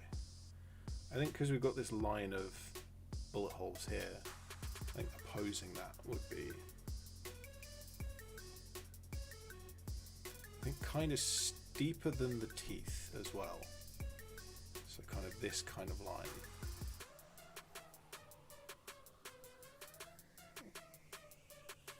Shallower means you'd only have probably 2 or 3 black stripes on the whole thing. Yeah, let's go steeper.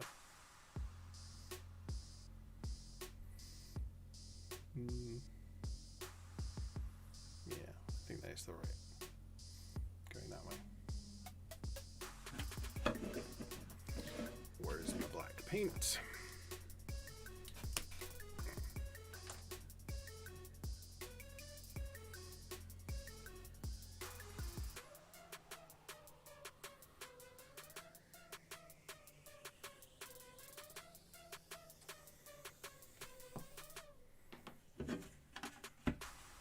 Where am I going to be working?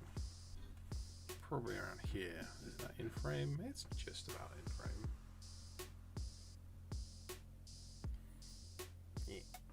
Yeah. Stay.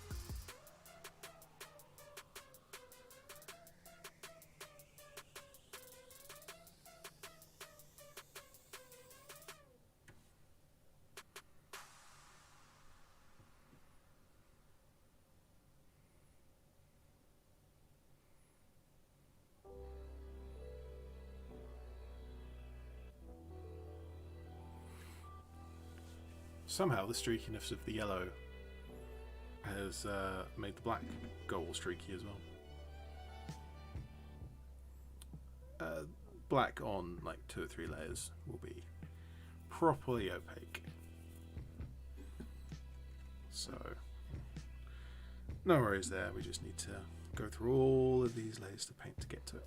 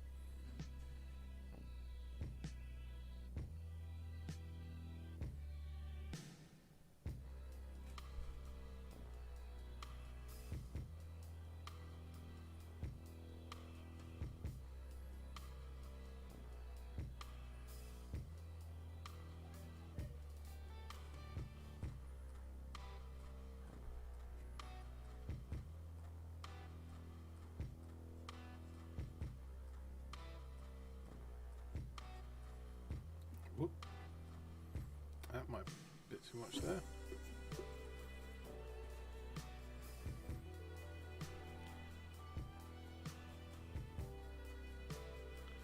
That just means I need even more layers of yellow to coat that up. Let's see, spacing about here.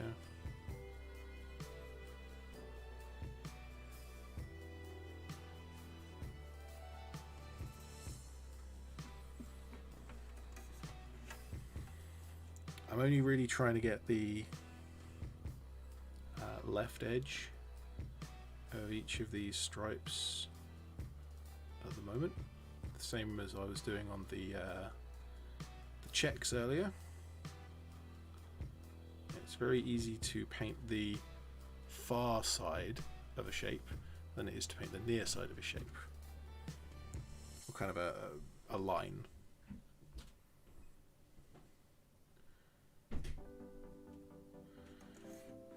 Do you think it's maybe that gloss paint, the gloss yellow, that's causing me this trouble? The gloss yellow underneath is making the black not stick very well.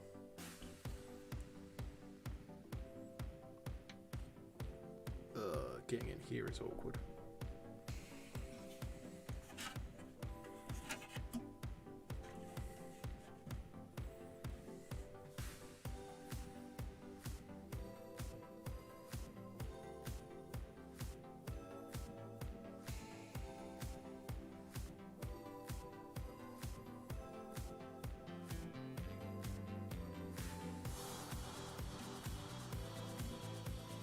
I need one more stripe here? I don't think I do.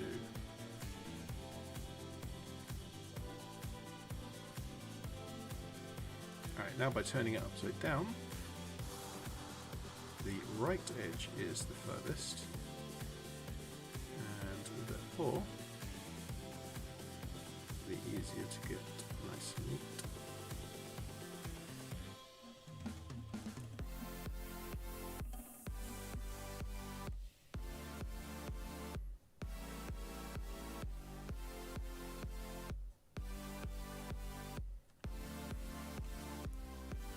Encountering another one of the problems with painting this model in particular, those exhaust stacks again kind of just spiking into my cutting mat down here, and I don't want to rest it on there because I assume that it's just a few tiny spikes of metal. It's fairly fragile.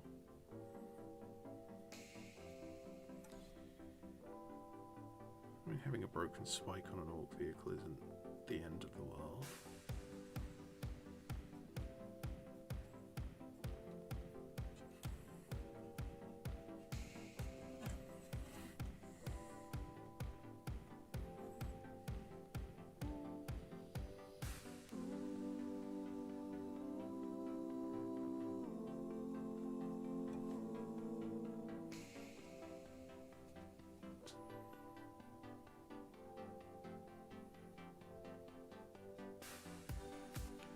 What time are we at?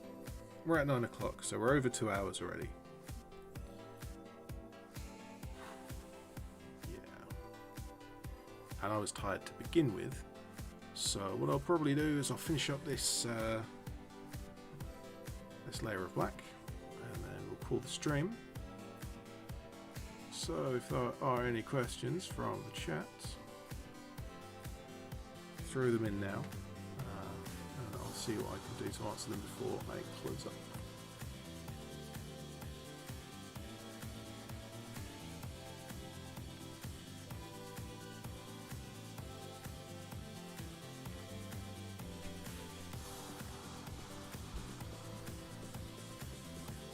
Although I will need some more black paint.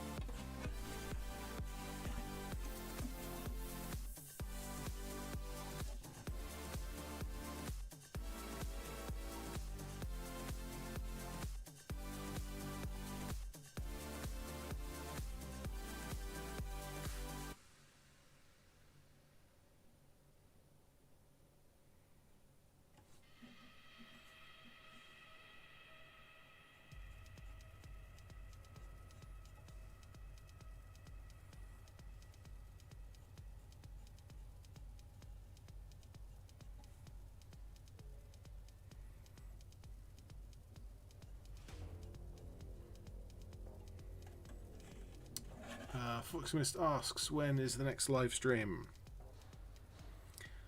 I'm sort of doing them every Monday at the moment. That's not necessarily going to stay the case.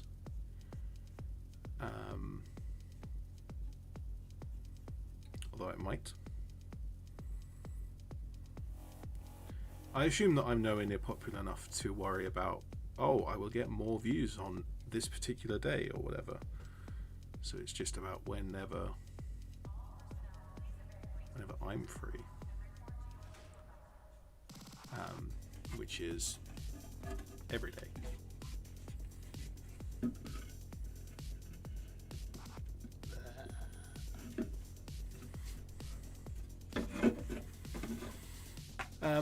But for the moment, I might stick with Mondays, once a week, every Monday.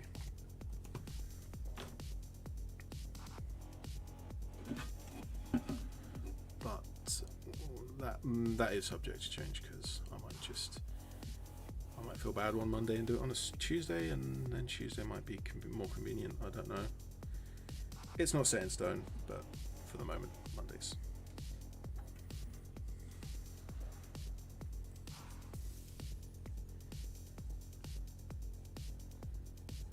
Back to the Brush is coming. Technical problems, which I assume Foxymits you're already aware of, will delay the November episode probably till to the end of January. But we are intending to keep going.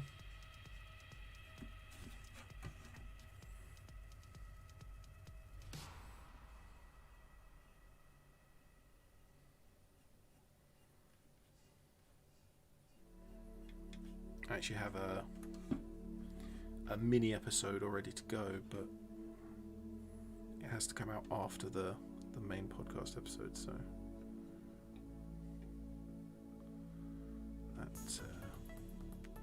is inconvenient.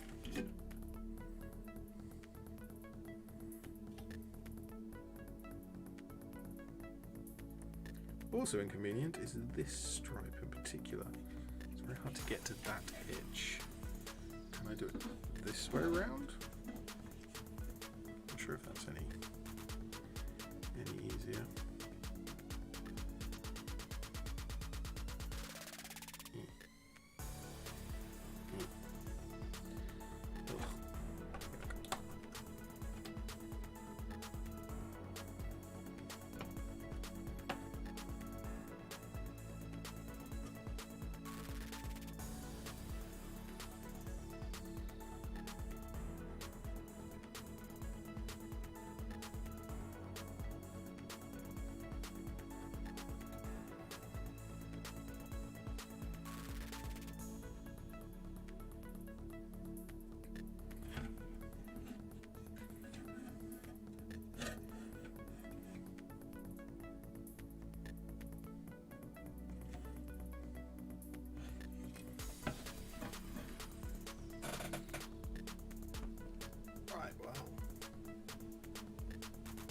For today,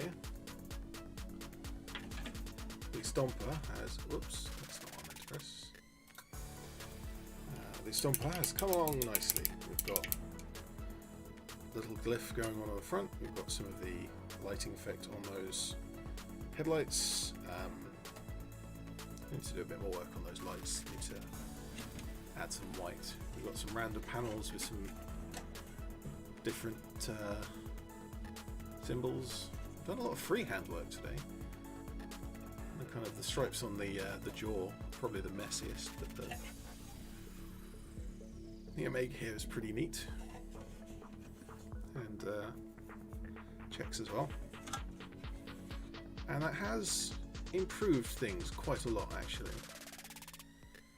When it was just green and metal, I wasn't really convinced where to go, but just adding in a few extra details is bringing it to life a bit. Definitely want some more checks and some dags in various places, and I'll work out where to put them at some point.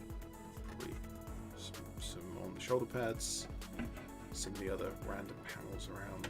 Get them. Yeah, that's an improvement.